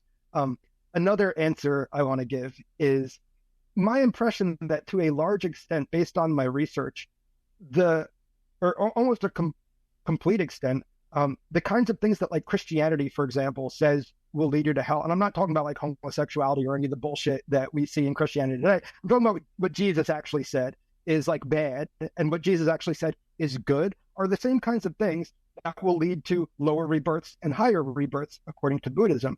The only thing that really contradicts there is that Christians make the claim that heaven or hell are eternal, but on what basis? Like you point out, they don't actually know. So the response from Buddhism is just that, yeah, you could be a good person and wind up in a heavenly realm, but it's not eternal, because nothing in samsara is eternal. And so one day you'll be reborn. So there can be a lot of alignment between the traditions. Another really interesting thing is, so I've seen a lot of Buddhist monks dismiss mystical experiences in other traditions as particular meditative attainments within the Buddhist path, because there are stages of meditative attainment that are incredibly blissful, that are the experience of like being bathed in love and like these kinds of things. And so these monks say, yeah, they're just in this state. And so, to your point about about people drawing inferences or deductions, metaphysical deductions from these experiences. So this was going on a lot in the Buddha's day. And so there were very accomplished teachers who the Buddha himself had studied with initially, who were teaching these states, things like the realm of nothingness, the realm of neither perception nor non-perception. And within this bracket of experience, there's also a realm called the realm of infinite consciousness. And so this is a highly advanced meditative attainment where one has an experience that has no parallel in ordinary human experience, and that leaves an after effect or imprint on the mind that creates an impression of all things being imbued with living consciousness, basically. And so my understanding is that like this is where like the Upanishadic and like early kind of Hindu mystical tradition got its views about the nature of the Atman, the eternal soul, and the ultimate Brahman, the cosmic consciousness. And so the Buddha had these experiences, and he said, no, there's more. And so something that one can do later on in the path, when one is practicing the insight portion of the path, is go back using the modes of consciousness that produce those mystical states and doing insight on those modes of consciousness to break them down into their constituent components of the three characteristics of impermanence, non-self, and suffering. And so it's actually part of the later Buddhist path, depending on which tradition or which teacher you're practicing under. But this is something that definitely happens under Pa Auk Sayadaw's tradition, one of the Burmese meditation masters, is you will break down these mystical experiences to see the truth of their impermanence and insubstantiality, to understand that they don't actually point to anything ultimately real, and that basically nirvana, final liberation, is the only, the only ultimate endpoint there. Yeah, that's really interesting about the not clinging to these experiences. It's something I remind myself as well, because once you have the experience of, let's say, that one moment where my spiritual suffering like opened up into this immense feeling of love, the moment that moment ends, it just becomes a conceptual idea in your mind. You make sense of it with reference to your already existing beliefs, etc. And then why, in that very process, you sort of lose the thing that was there in that moment. And so, if you cling to that experience, try to get back to that experience, you're sort of, on the hamster wheel of desiring and conceptual thinking, etc., that creates suffering in the first place. But you could see somebody like a medieval Christian who has an experience through, let's say, deep prayer of profound love flowing through them. What will they do? They will interpret it immediately in relation to their already existing belief about God and Jesus, and I just came into contact with God's infinite love. Therefore, I know without a shadow of a doubt that this religion is true, and and all this stuff. Which I always found that very interesting. And the other side of this is, go ahead. Yeah. Sorry, I just wanted to. I thought I would. I forgot one of the answers that I wanted. No problem. That's why I write stuff down. Right. I also do want to be charitable to the other spiritual traditions. My assumption so far, and my master's is in interfaith theology. So I'm in training to become an interfaith minister. So I include a lot of syncretism, and I include Jesus' teachings and some Hindu teachings as part of my own set of spiritual practices, very universalist. And so I don't feel like I can, or it's appropriate to kind of dismiss the experiences from these other traditions through the lens that Buddhism provides us with. Buddhism does not posit the existence of an eternal monotheistic kind of God. I'm not fully convinced. I've had my own experiences. All I can really say is, maybe I'll know more as I progress more on the path. But, so far as like the origin of religion, I think we can presume that these traditions came from people who were having authentic spiritual experiences, authentic mystical experiences, that Jesus was on another level, and so my, whether he was the literal Son of God who was sent here to die for our sins, and these guys, that's kind of later theology that I don't think he really laid claim to himself. But there are also very, very high saints of other traditions who have very, very profound teachings, and that I think I accept on their face, and just don't feel an urge to try to dispute through the lens of other traditions. Totally, yeah. Very well said. And I know we probably won't have time in this conversation, but I'd love to have you back on, because I know our view of Jesus, as heterodox as it may be to mainstream Christian thought, is something that you and I also dovetail on quite a bit. And I draw immense inspiration from Jesus as a mystical or spiritual figure, even if I don't believe the specific claims that mainstream Christianity makes about who he was and what he represents, etc. But I mean, I'll still find myself moved to tears, like hearing a snippet from the Gospels or, something like that. Even just a depiction of Jesus can sometimes move me to tears. And it's like, in many instances, if anybody had this internal subjective experience in the face of, this thing of relating to Jesus, they would take it as a conversion thing. Like, oh, I need to convert to this religion because it's moved me so deeply. I have those feelings in relation to Jesus and stories about Jesus, but can't quite make that jump to belief claims, but still see him as fundamental to whatever spiritual path I may be on. The last thing I want to touch on, though, before we move into the question of violence, which I know we wanted to touch on, one more point about realms as literal. This may be the secular Western, type in me, the sort of, the secular scientific-minded person that I tend to sometimes be, but I will naturally want to psychologize, instead of literalizing these realms within Buddhism, psychologize them. So the realm of hungry ghost isn't, for me at least, an actual, it could be, I don't know, I'm agnostic on these claims, but not a literal place where you go or are reincarnated into, but is the experience of hardcore addiction, right? Or even like not hardcore addiction, just addiction in general. We all have, or at least the capacity within us, if not the actual lived experience of being a hungry ghost, of never being able to satiate your compulsion for a thing, a chemical or whatever else it may be. What do you think about the psychologization of things like this? And is this just the secular scientific Western part of my mind trying to grapple with the Eastern ideas and trying to fit them into my box instead of meeting them where they are? Yeah, that's another great question. So the most straightforward answer is if you read the Pali Canon, at least in my mind, it is abundantly obvious to me that the Buddha is talking about actual objective realms. There's been a tendency in modernity, the modernization of Buddhism, to talk about them in terms of psychological states. In my mind, it is more than obvious that the Buddha talks about these as objective places. That having been said, there is a place for thinking about them in terms of psychology. And in fact, in some of my teachings, one of my full-time job is teaching at a inpatient addiction treatment center. And I actually do have a group that I teach sometimes on the realm of the hungry ghost, using the teachings from Buddhism as a lens to help patients think about their own psychological processes. And I do present it as more of a psychological thing. Now, I think the way that gets extended is so you can imagine that if reincarnation or rebirth is something that actually happens, if you spend your life living in what feels like a realm of a hungry ghost as being a human in active addiction, you have now cultivated and strengthened those qualities of mind so that when the mind stream re-expresses itself in the rearisal of the five aggregates in another realm, you're going to be on that kind of vibrational wavelength because that's what you've strengthened and cultivated. So you could be living it here, and if you're living it here, you might be setting yourself up for later experiences of it. Same thing if, like, you're a neo-Nazi who's just strengthening the hatred factor in the mind. It's these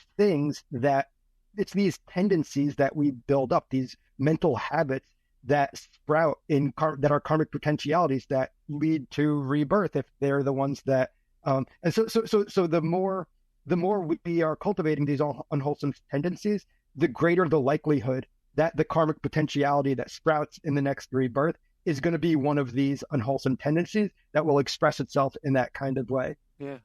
But as I mentioned in the talk, you don't need to accept any of this stuff that I just said in order to get into or practice or use Buddhism, right? If this sounds all very hokey to you, put it aside, right? That's just kind of why I dangled it out there. That's like, well, if you're curious, you can actually corroborate this for yourself if you get far enough on the path. But until that point, the best approach is probably one of an open mind, right? Just, okay, so this is the teaching, but you don't have to accept or reject it. And the Buddha didn't ask you to accept or reject it based on what he's saying. Yeah, absolutely. I think that's really well said. And it kind of, bridges that gap between the reality of these psychological states, hell realms and hungry ghost realms, but also linking it up with at least the possibility that these things actually exist. And I do agree with you that when the Buddha is talking about them initially, he's talking about them literally. He's not meaning psychological states. So I find that helpful and interesting. Well, let's go ahead and move into the question of violence. When I gave my speech on Marxism and Buddhism, this question came up. I was unable, unfortunately, to get the Q&A segment, but I loved the questions that were asked after that speech. But one of them was about violence with regards to the Buddhist perspective. I know Buddhists are quite well known for taking nonviolence to very extreme extents. I mean, Jainism as well, where, killing of bugs is not even permitted. And there's a part of me that, mowing my lawn, I feel the moral depravity of slaughtering innocent bugs and stuff, and I don't like it. When I see a spider, I won't kill it if I can at all avoid it, even though my daughter and wife are pushing me to commit acts of horrendous slaughter against spiders. But how do you think of violence in the context of Buddhism, especially in the context of Marxism or anarchism, which at least believe in the possibility of revolution, which in almost every instance historically involves at least some degree of violence against one's oppressors. So what is your take on violence? I would actually like to send that back to you first, being that you're the Marxist, which kind of inherently involves violence as part of revolutionary struggle. How do you reconcile Buddhism with your Marxism? And then I'll give you my answer. Sure. Yeah, on that front, it's difficult. One, I'm not a perfect Buddhist. So, like the eightfold path and the things you're supposed to do, I don't always do them right. Right speech, for example. I'm a shit talker. Sometimes that comes out in the worst part of me. And, I'm not able to, eat a full vegan diet. So there's death and murder involved in my consumption of just food, just eating regular food. So, with all that said, I don't pretend to be perfect in this front. But I always think, and my response to this question is always, first and foremost, highlighting the daily grinding violence that upholds the current status quo. So it's not like we're coming from a position of nonviolence where then these revolutionaries are enforcing violence on us, right? It's much more, there's the unacceptable violence of capitalism, imperialism, colonialism that exists every single day and is a basic foundation and pillar to the basic functioning of the system as a whole. And so revolutionary violence in that context it needs to be contrasted with the amount of violence already built in. For some people in this system, violence is at arm's length or further away. You live in a gated community. You have, disproportionate police protection if you need it. You could live your life so protected from the depravities of life that you could convince yourself that you're a nonviolent person. But I think violence is part and parcel of this system. It creates huge amounts every single day of utterly unnecessary suffering. And I do think that if it takes some amount of violence to throw off the oppressor or to transition to a better state of affairs, a different and better status quo, that in some instances it can be justified. In the same way that if a serial killer is, kicking in your door to harm your family, you have every right, under any ethical guidelines that are coherent to any degree, to use violence to protect the innocent, to protect your own life, to protect your loved ones, etc. So if we're able to use violence to protect the lives of innocent people, which I think, most people would accept as an unfortunate but a true part of reality, then I think collectivizing that and zooming it out, you could see in some circumstances revolutionary violence being an unfortunate but necessary part of the stopping of a much bigger and broader daily structural violence that is already in existence. So that's kind of a first pass at that. What do you think? I love that answer. Okay. Cool. That's a great answer. So, So I don't see the Buddhist text really struggling with moral complexity in that way. To my knowledge, nothing that I've come across involves, someone coming to the Buddha and putting to him the question, like, well, can I kill if there's a serial killer trying to kill my family? The ethical advice that the canon provides is very black and white. And all of the Dharma makes so much sense to me that if you weren't able to respond with violence when protecting the vulnerable and innocent, this would be like the one area of the Dharma that doesn't make sense, right? But it's not explicitly stated. So what's explicitly found very clearly is that you shouldn't kill. It's the first precept. It's found throughout the text that any harmful behavior or killing is absolutely prohibited. So that much is quite clear. But there is more nuance that you could pull out of the discourses. So basically, there's kind of, so far as I know, two sources of violence that the Buddha talked about. So one of them was violence stemming from the human defilements, violence stemming from the three poisons, from the latent tendencies of mind that express themselves in unwholesome ways.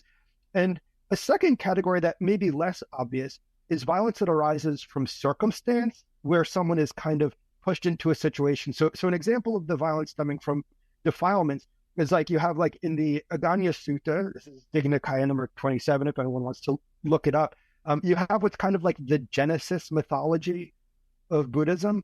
And basically it attributes the arisal of the state to the advent of private property, which flows from greed or arising in the mind of beings. Basically, it describes some state where there was like perfected morality. So this was a stateless utopia.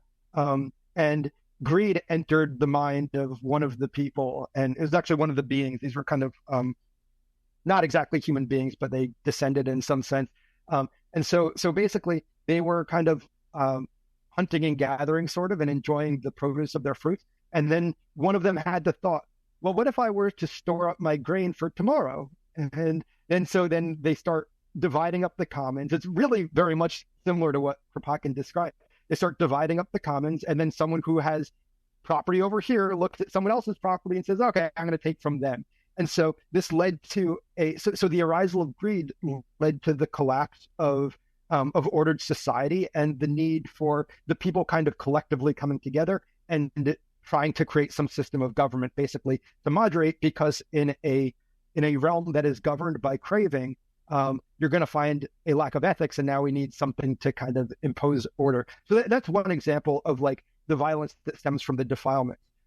Violence that stems from circumstances, a good example of this is like the Chakravarti Sutta, and this is a myth that the Buddha tells to his listeners that's really, really quite fascinating. Basically, you had a king who was not a dharmic ruler. He was slacking in certain respects. Specifically, he stopped providing for the poor and the needy. And so theft starts showing up in the kingdom. And the first couple of people that steal, they're brought before the king, and he says, well, why'd you do this for? And they say, well, I was hungry, I couldn't eat. And he said, okay. So he gives them some food. And word gets out in the kingdom that if you steal, you'll get fed.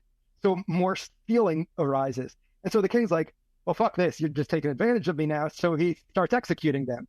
But it was too little too late. And so the people, instead of becoming terrified at this state repression, they say, well, what if we took up swords and we start executing the people that we're stealing from so that they can't point us out, and we can, and we could fight with other people for more resources. And it leads to this spiral where all of civil society basically completely collapses. And like the takeaway here, the Buddha in this story emphasizes not the ills of the people, but the failure of the state to provide for them, and the fact that even intense state repression is not going to get in the way of someone's survival instinct, basically. And so as the sutta progresses, he repeats over and over and over again, the failure to feed the poor led to killing, led to thievery, lying, sexual immorality, this and that. And the complete collapse of society repeatedly says it all stems back to the king's failure to feed the poor. This is where it all went wrong. And so, it's saying that, like, if you're in a position where you are potentially controlling society, you have an obligation to make sure that everything is good, or you can expect violence, right? And it's going to be your fault, basically. And then in another one, you have the Buddha advising King Pasenadi of Kosala. This is one of the big empires, the big monarchies in this region. And King Pasenadi was concerned about a potential war with King Ajatasattu of Magadha. And so this was the other main empire. And so Ajatasattu was the aggressor, and Pasenadi was like a virtuous king who was a close disciple of the Buddha.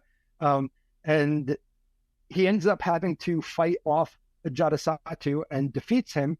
And the Buddha basically acknowledged that this was sort of a necessity of the ruler to have to go to war in this way.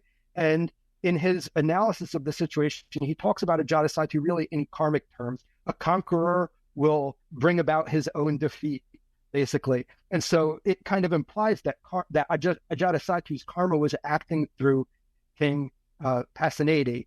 And so kind of absolving him of responsibility for that. That all having been said, there's also a text in the Samyutta Nikaya where a warrior is basically bragging that if he dies on the battlefield, he'll go to heaven. And the Buddha says, no, whether you're the victim or the victor, the type of consciousness that leads to the death of another can only lead downward. So what I take from this and where I ultimately come out, I'm essentially fundamentally pacifistic for this and for other reasons. I think, there's a place for defensive violence if in the case where, you are threatened or your movement is threatened, but that shouldn't be the primary tactic in my view. So I think, Buddhism acknowledges the practicalities of reality, and that if rulers aren't living up to their side of the bargain, right, what can the people do but react to that situation that's kind of beyond their control? And so this isn't violence springing from the defilements, it's circumstances that you've kind of been boxed into. But so that having been said, I think that the karmic situation is very dicey. And in terms of what's justifiable and what's excessive, so I would personally much rather see a heart-based revolution, a movement founded on love, a movement of attraction based on virtue, rather than imposition through violent efforts.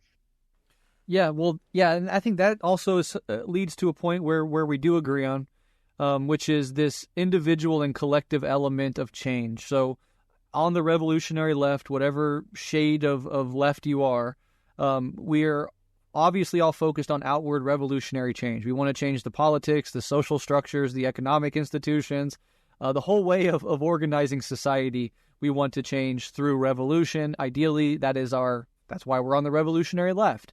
But I think something that often hamstrings us, and this is from my own experience in left-wing organizing circles and just from a cursory survey of the history of the left in the United States at least, but around the world for sure, is that one of the things that prevents that or acts as a limiting factor on our organizing abilities is precisely this lack of trying to do the work on ourselves. So you'll have people with huge egos that care more about being right than they care about the functioning or success of the organization. You'll have particularly immoral actions, sex crimes, assault, people using left-wing politics and organizing as a sort of Trojan horse to try to, fulfill their sexual fantasies. A whole array of bigotries brought into it, delusions. And this can, and often does, undermine and undercut any attempt by the left to organize themselves and to try to change the outside world. So how do you see this relationship between the individual and the collective, and what would your argument be to somebody who is on the left but is skeptical that they should waste any time trying to work on themselves, because that is just individualism, and what we need to do is organize for political struggle?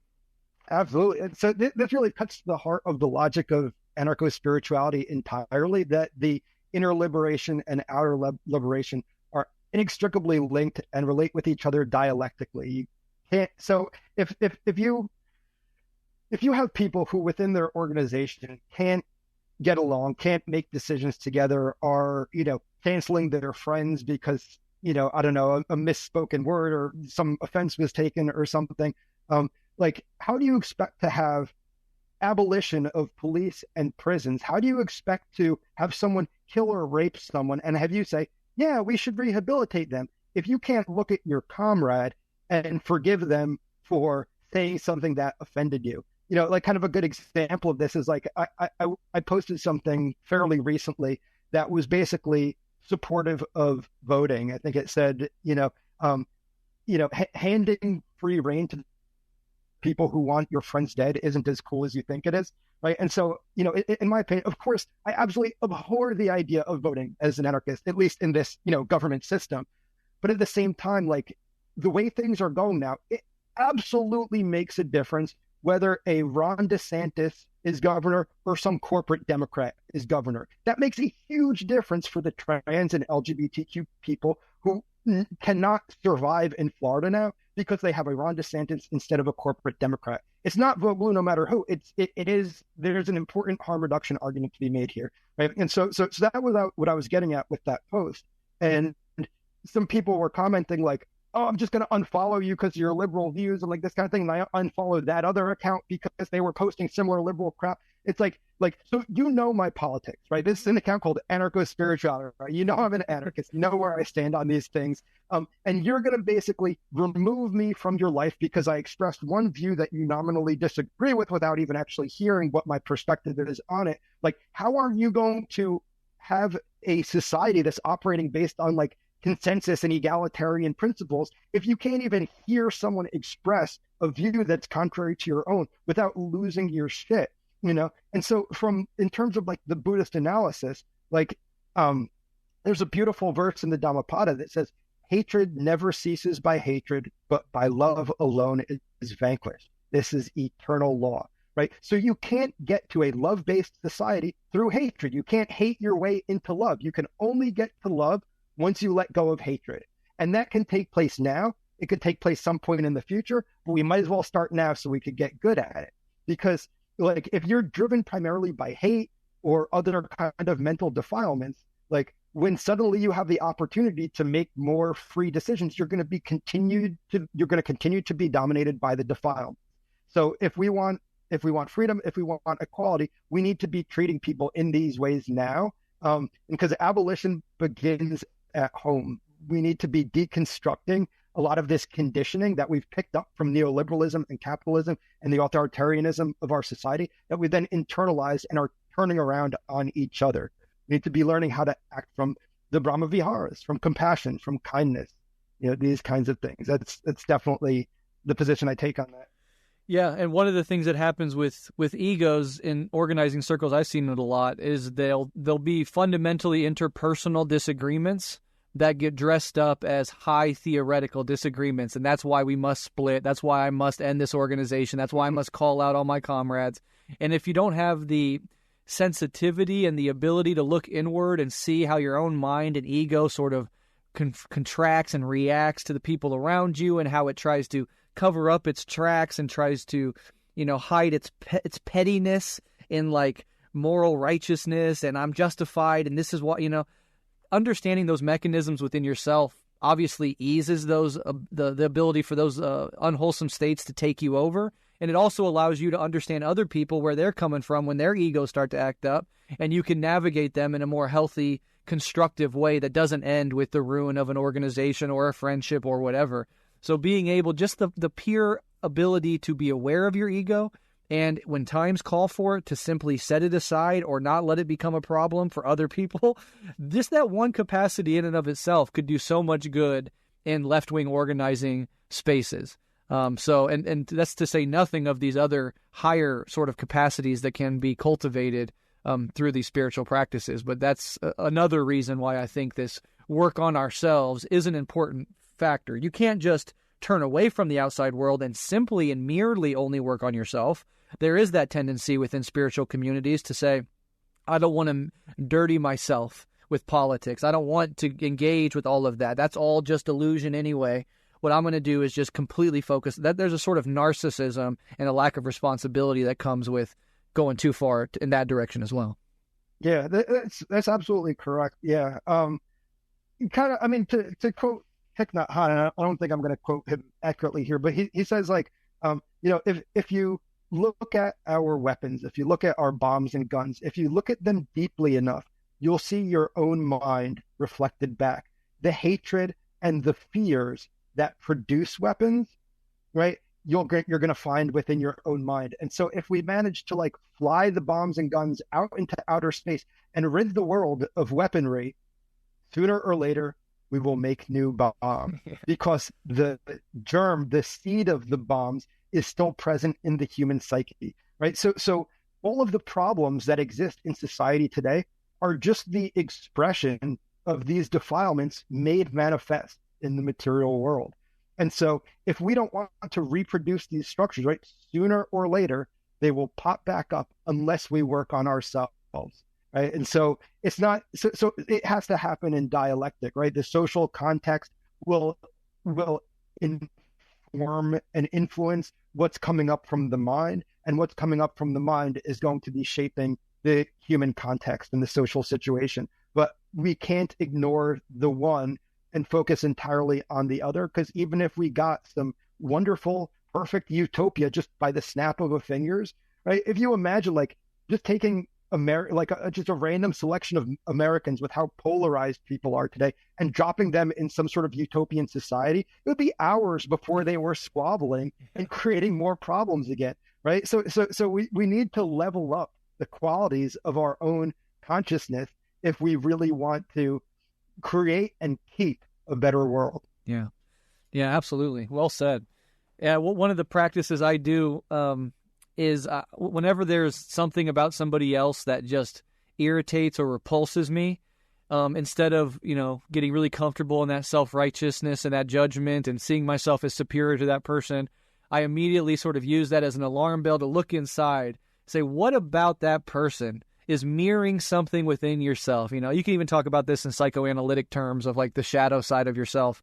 When you see something in somebody else and you just want to lampoon them and just tear them down, it's almost always something within yourself that you don't want to look at and you want to project onto somebody else, punish them, tear them down, as opposed to actually dealing with that part of yourself. So like when I see somebody like Trump, who is like the perfect embodiment of just an ego monster, like this is like, the opposite of the Buddha would be somebody like Trump, where the ego is the only thing functioning. It's easy to joke and clown on him and hate him. But I also sometimes will be like, where's the Trump in me? The part of me that is narcissistic, the part of me that is always thinking about me, and not other people, the part of me that wants to be seen by others in this certain light. Like, that's an interesting practice that you can engage in and sort of try to work through some of your sort of shadow side, while also maybe even cultivating some compassion for really unsavory people. Not that you shouldn't confront them politically, not that you shouldn't struggle against them. Hitler deserves to die, but at the same point, I think there's something beneficial in trying to identify the Trump within you, the asshole within you, the ego monster within you, as opposed to merely condemning everybody else for their shortcomings, right? Yeah. So some other helpful reflections. So one helpful reflection is, if you have conviction that actions have consequences, that the law of karma is something that's actually operative, then if you see someone who's causing suffering for others, they will reap the fruits of their action. And so from that recognition, right, people harm others from deep ignorance, right, from a failure to apprehend how reality actually works and an inability to align their conduct with the Dharma. And so if someone is harming someone else, I see that, and you can have compassion for them because they're setting up their own suffering, and the suffering they're inflicting on others is coming from their own place of suffering, from their own defilements, right? So the defilements are running rampant, right, and controlling their mind, and they're passing that on through their own, active harm. And so they're suffering then because the defilements are uncomfortable mental states. And they'll suffer in the future because of the karma for what they're creating. Another helpful reflection is to kind of break down the compactness and the solidity of the other being. In the same way that we want to reflect on ourselves to break ourselves down into the 5 aggregates and break down what appears to be this compact self, we can use the same reflection on others. And so with a particularly challenging person, instead of focusing on them, I focus on the causes and conditions that produced them, because I think that we're all kind of doing the best we've got. Like, racists don't come from nowhere. No one is born a racist, right? Racists are created by causes and conditions. And one day the causes and conditions may shift and they'll no longer be racist, right? This is another way that I feel kind of against violence, is that, like, these things come from ignorance. So these are suffering people, right? If they're ignorant, they're suffering.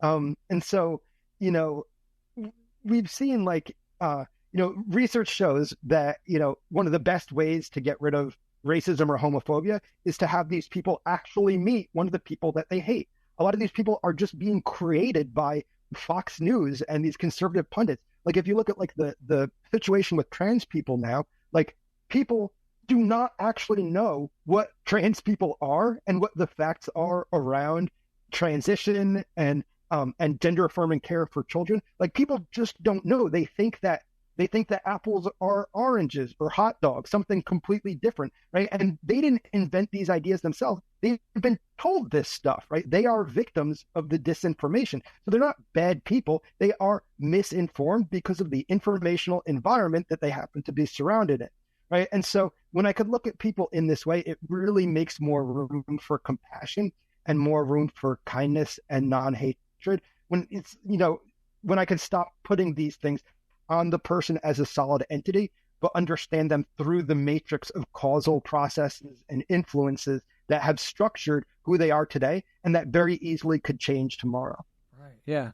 Yeah. It's what we're interested in as Buddhist or as those on the revolutionary left is not morally punishing those who we see as outside the boundaries of moral righteousness, but of altering the underlying conditions which gives rise to so many people who are immoral, who are ignorant, who are deluded, who are greedy, etc., right? Capitalism, for example, is a sort of set of conditions that incentivize delusion, hate, and especially greed.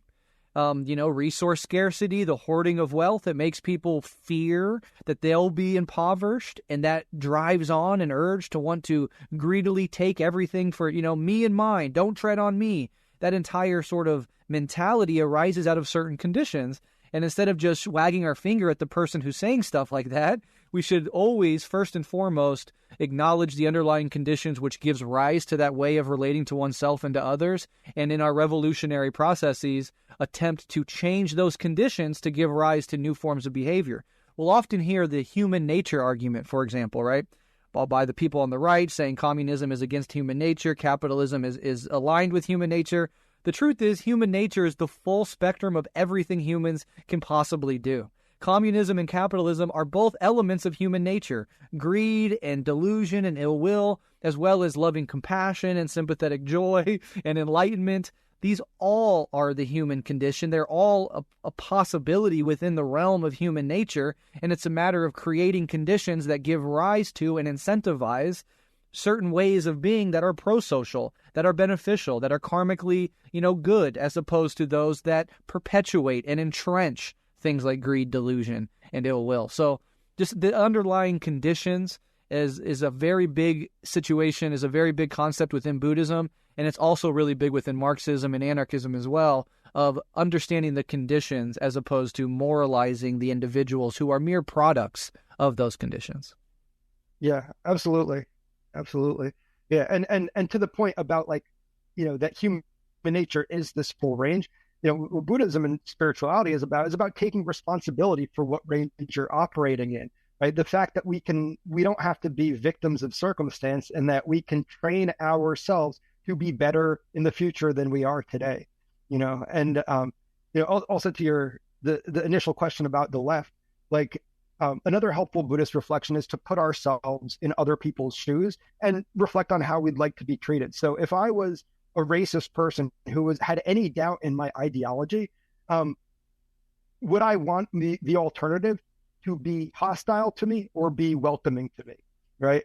And so, I think we need to create an atmosphere or an environment on the left that is full of kindness and very welcoming, and is enticing for people to want to join and become a part of. And that oftentimes things that the left involves itself in are extremely polarizing just in the approach, rather than kind of being warm, and comes from kind of an atmosphere of hostility. If we're, language policing ordinary people who maybe aren't up on the social justice lingo, we're not presenting ourselves in a way that they're going to want to come be a part of us if we're just kind of just throwing our shit on them. Right. We should be welcoming and compassionate and understanding and help people make the transition to the left instead of digging our heels in, digging trenches and saying, you're all a bunch of bigots because you're not using the right word or whatever the case may be.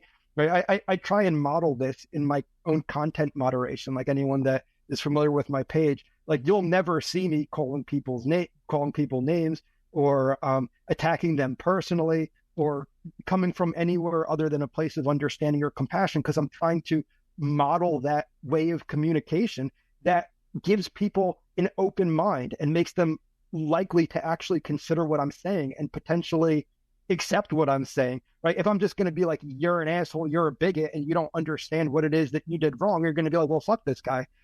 Yeah, absolutely. Yeah, no, that's a great point. I know, like, one of the things I had to do is more and more give up on Twitter, in large part, because the way it's algorithmically structured, what gets attention and what doesn't is really inclined towards intensity of moral condemnation, of sharp outrage. And I found myself like scrolling through the tweets of reactionaries. I could not abide by right speech, right? Like I would just get into the comments and start saying cruel shit. And I realized like, oh, I'm algorithmically being primed against something that is a moral thing that I take seriously, which is right speech.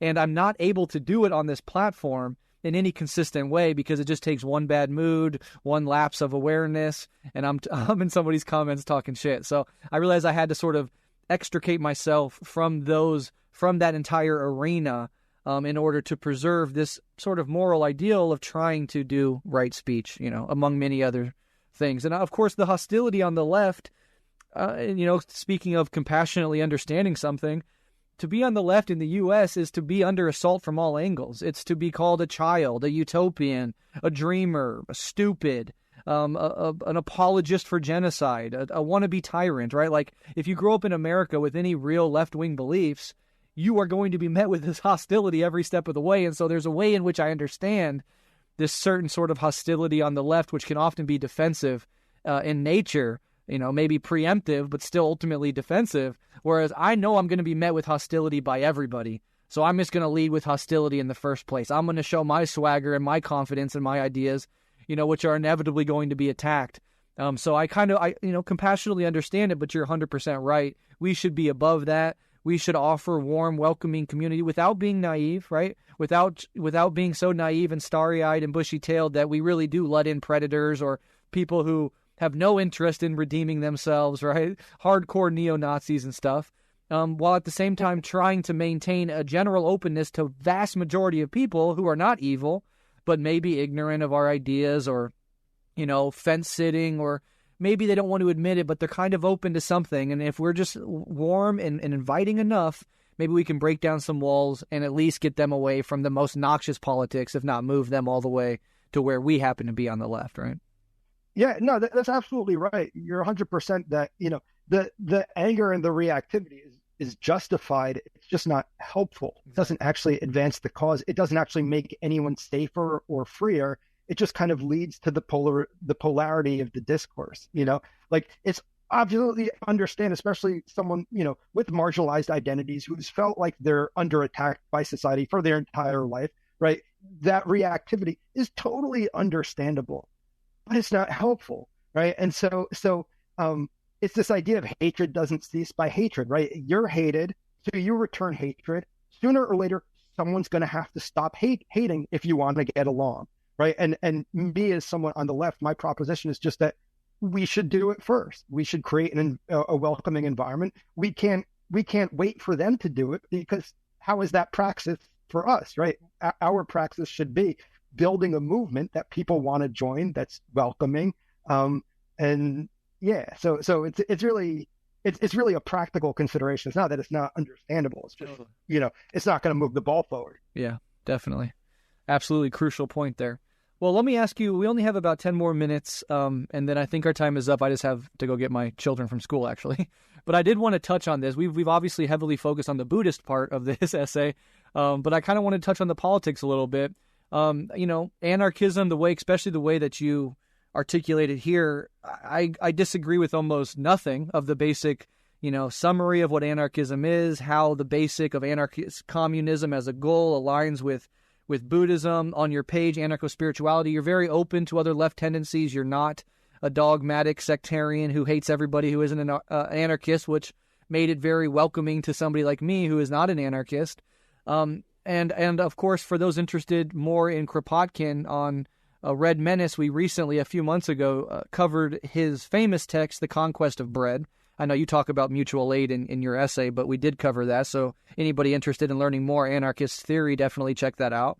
But yeah, just kind of interested on your thoughts of why you chose anarchism over Marxism, maybe what kept you from embracing Marxism and pushed you towards anarchism. And then if you have time, maybe something you appreciate about the Marxist tradition from an anarchist perspective. Sure. So the why anarchism instead of Marxism is kind of a long question that gets into my own personal history and background that we probably don't have time to get into. But would you mind if I responded more to the point of creating a welcoming environment for non-sectarianism on the left? Absolutely. Yeah. And broader acceptance of other leftist movements. Sure. So the right is having Unite the Right rallies, right? They're getting together based on their commonalities, and fascists have infiltrated every level of U.S. government, from local school boards to the Supreme Court to the presidency in Trump, right? They are moving the ball forward very, very quickly in their field.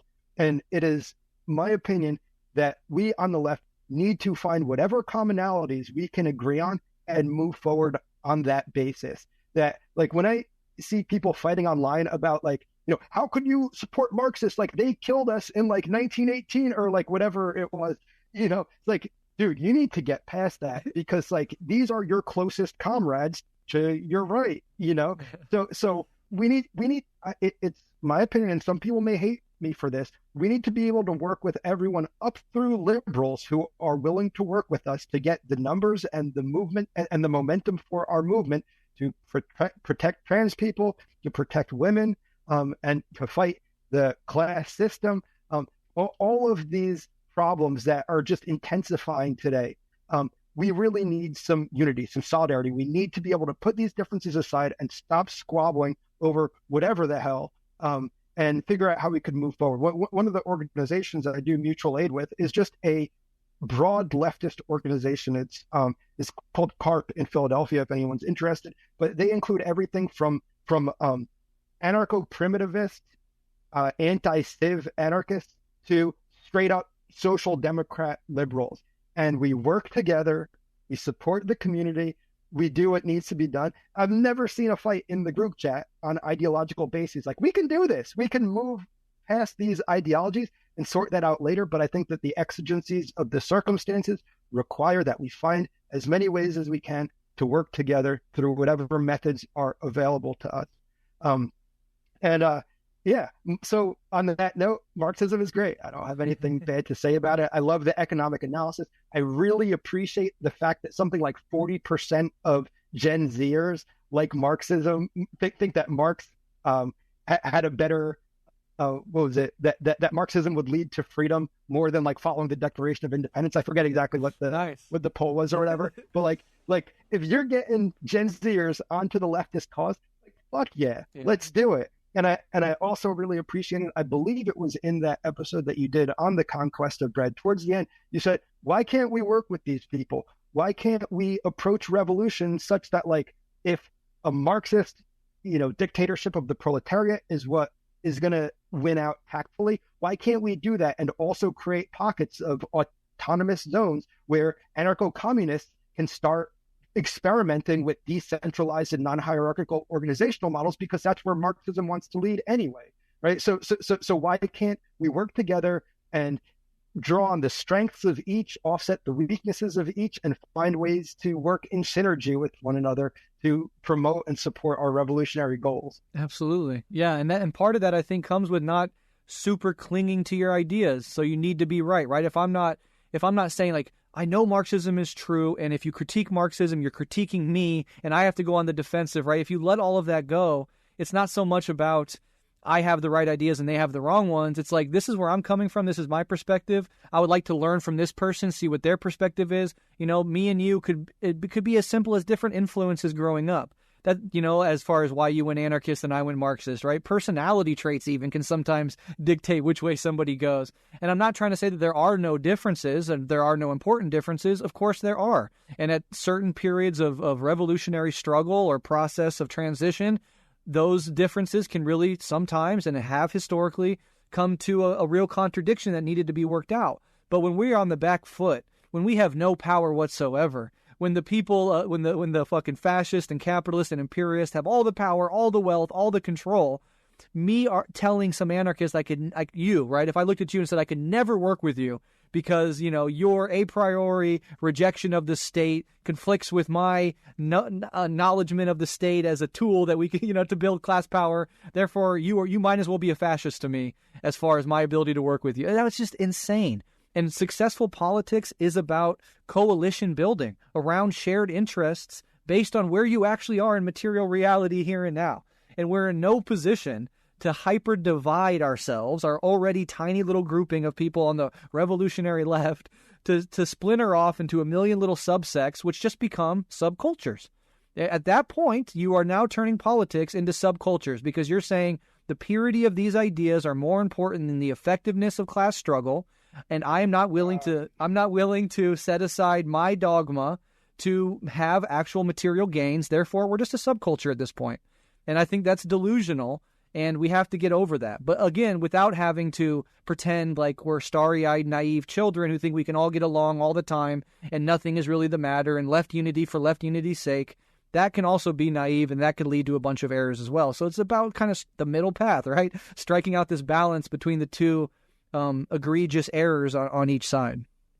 Absolutely. Yeah, I agree with all of it. Beautiful. Ideological purity tests and all these things. Yeah. I get that a lot on my page whenever I espouse something that's like outside of just like anarchist orthodoxy.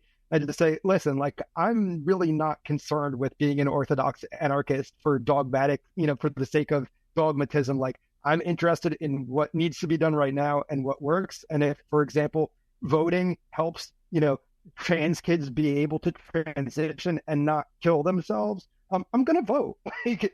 I don't know why it would even be a consideration. Right. And if you're somebody that says voting doesn't matter, then why would you care if somebody votes? If voting doesn't matter and it's all bullshit, then whether somebody does or doesn't vote is immaterial to you. You should not get all worked up and be like, how dare you? You're a liberal. But I get a very similar thing. Anytime I have anybody on the show that is not dyed-in-the-wool Marxist, I will get at least somebody emailing me or messaging me being like, you're a liberal. You had an anarchist on. You're a liberal. You had a democratic socialist on. You're not even a real revolutionary. Take the revolutionary out of your name. You're just left radio. And it's like, okay, all right, weirdo. You can't even organize a picnic, but okay, go on and your little subculture. Yeah. But yeah, so I don't know. I think we agree on that. Well, my friend, I think we're out of time for today. I would love to have you back on. I know there's many more things even on this list that we didn't exactly get to, let alone other topics that you and I can tackle together. But thank you so much for coming on. Thank you for sharing that talk with us. I think it was beautiful, really well written. It dovetailed with so much of the stuff that I put in my speech. I just found it really, really wonderful. And you and I definitely share a similar spirit when it comes to politics and spirituality. But before I let you go, though, can you go ahead and plug not only the main account for Anarchospirituality, but importantly, the backup account, let people know where they can find it, and then also maybe plug your Google Drive of recommendations you have for anybody who want to learn more about Buddhism. Yeah, absolutely. Yeah. So the main ways to find me. So I'm Anarchospirituality on Instagram. I also have a backup account that is anarcho.spirituality. And so basically I have to switch between the two because of community guidelines violations. I have to let the accounts cool off. So the main account is actually on ice until I think August based on my pattern of guideline violations. And so I'm mainly posting under the backup now. So my best recommendation, if you want to get my material and contact me, is to follow both because I'll be going back and forth between them. Also, in the profile portion of the pages, there's a link to, I have a link tree. So there's a lot of really terrific stuff there. So within the link tree, there is a Google Drive full of strictly spiritual resources that are organized by tradition and topics. So Buddhism, Christianity, Islam, whatever the case may be. A lot of really, really excellent books about where to get started in practice and just the ideas and everything. All very progressively oriented stuff, of course. Then I have a second drive folder called Anarchospirituality Resources, which has, to my knowledge, the biggest centralized collection of resources at the intersection of revolutionary politics and liberatory spirituality. A lot of really terrific stuff on like Christian anarchism and Muslim anarchism, Jewish anarchism, and also Marxism from these traditions as well. So there's a lot of that on too. Also queer liberatory stuff and a variety of other things. Also, you'll find information there for my personal one-on-one teaching. I call it spiritual mentorship. But basically, I teach on a basis that comes from the Buddhist tradition. It's called dana, which means generosity. If you're familiar with gift economy principles, it's basically that. So I don't have formal rates. And if you're able to contribute more, that's great. And that'll pay for and offset people who can contribute less or nothing at all. There's no rates for what I offer. It's up to you to determine for yourself what your means are and how much you want to support me and my ability to make teachings and spiritual guidance available to other people who ordinarily can't access those kinds of teachings. And so you'll see there's a file there called What Do I Offer and What is Dana that explains the payment system or lack thereof, and also explains what my areas of focus are. I focus on spirituality for addiction recovery, spirituality for atheists and agnostics who want to work on themselves anyway, Buddhism, Christian mysticism, different yogic traditions. So there's a lot there. So you can find all that in the link tree, and also links to other podcasts I've done. Cool. Yeah, absolutely. I'll link to all of that in the show notes. People will be able to find you very quickly. I'll also link to my talk on Marxism and Buddhism, and then the Red Menace breakdown of Kropotkin's Conquest of Breht for anybody that wants to do follow-up investigations into those things. Well, my friend, I really mean it when I say that I appreciate you coming on. I've been a fan of your page for a long time. I encourage you to keep up the great work, not just with the page and not just with political education, but literally in your day-to-day vocation. You are bringing compassion and healing to people through Buddhism and through your own experiences. I find it incredibly laudable and, yeah, admire what you do. So keep up the great work, and I will absolutely have you back on soon to discuss so many other things that you and I are both interested in. So thank you so much. Absolutely. And thank you for having me on.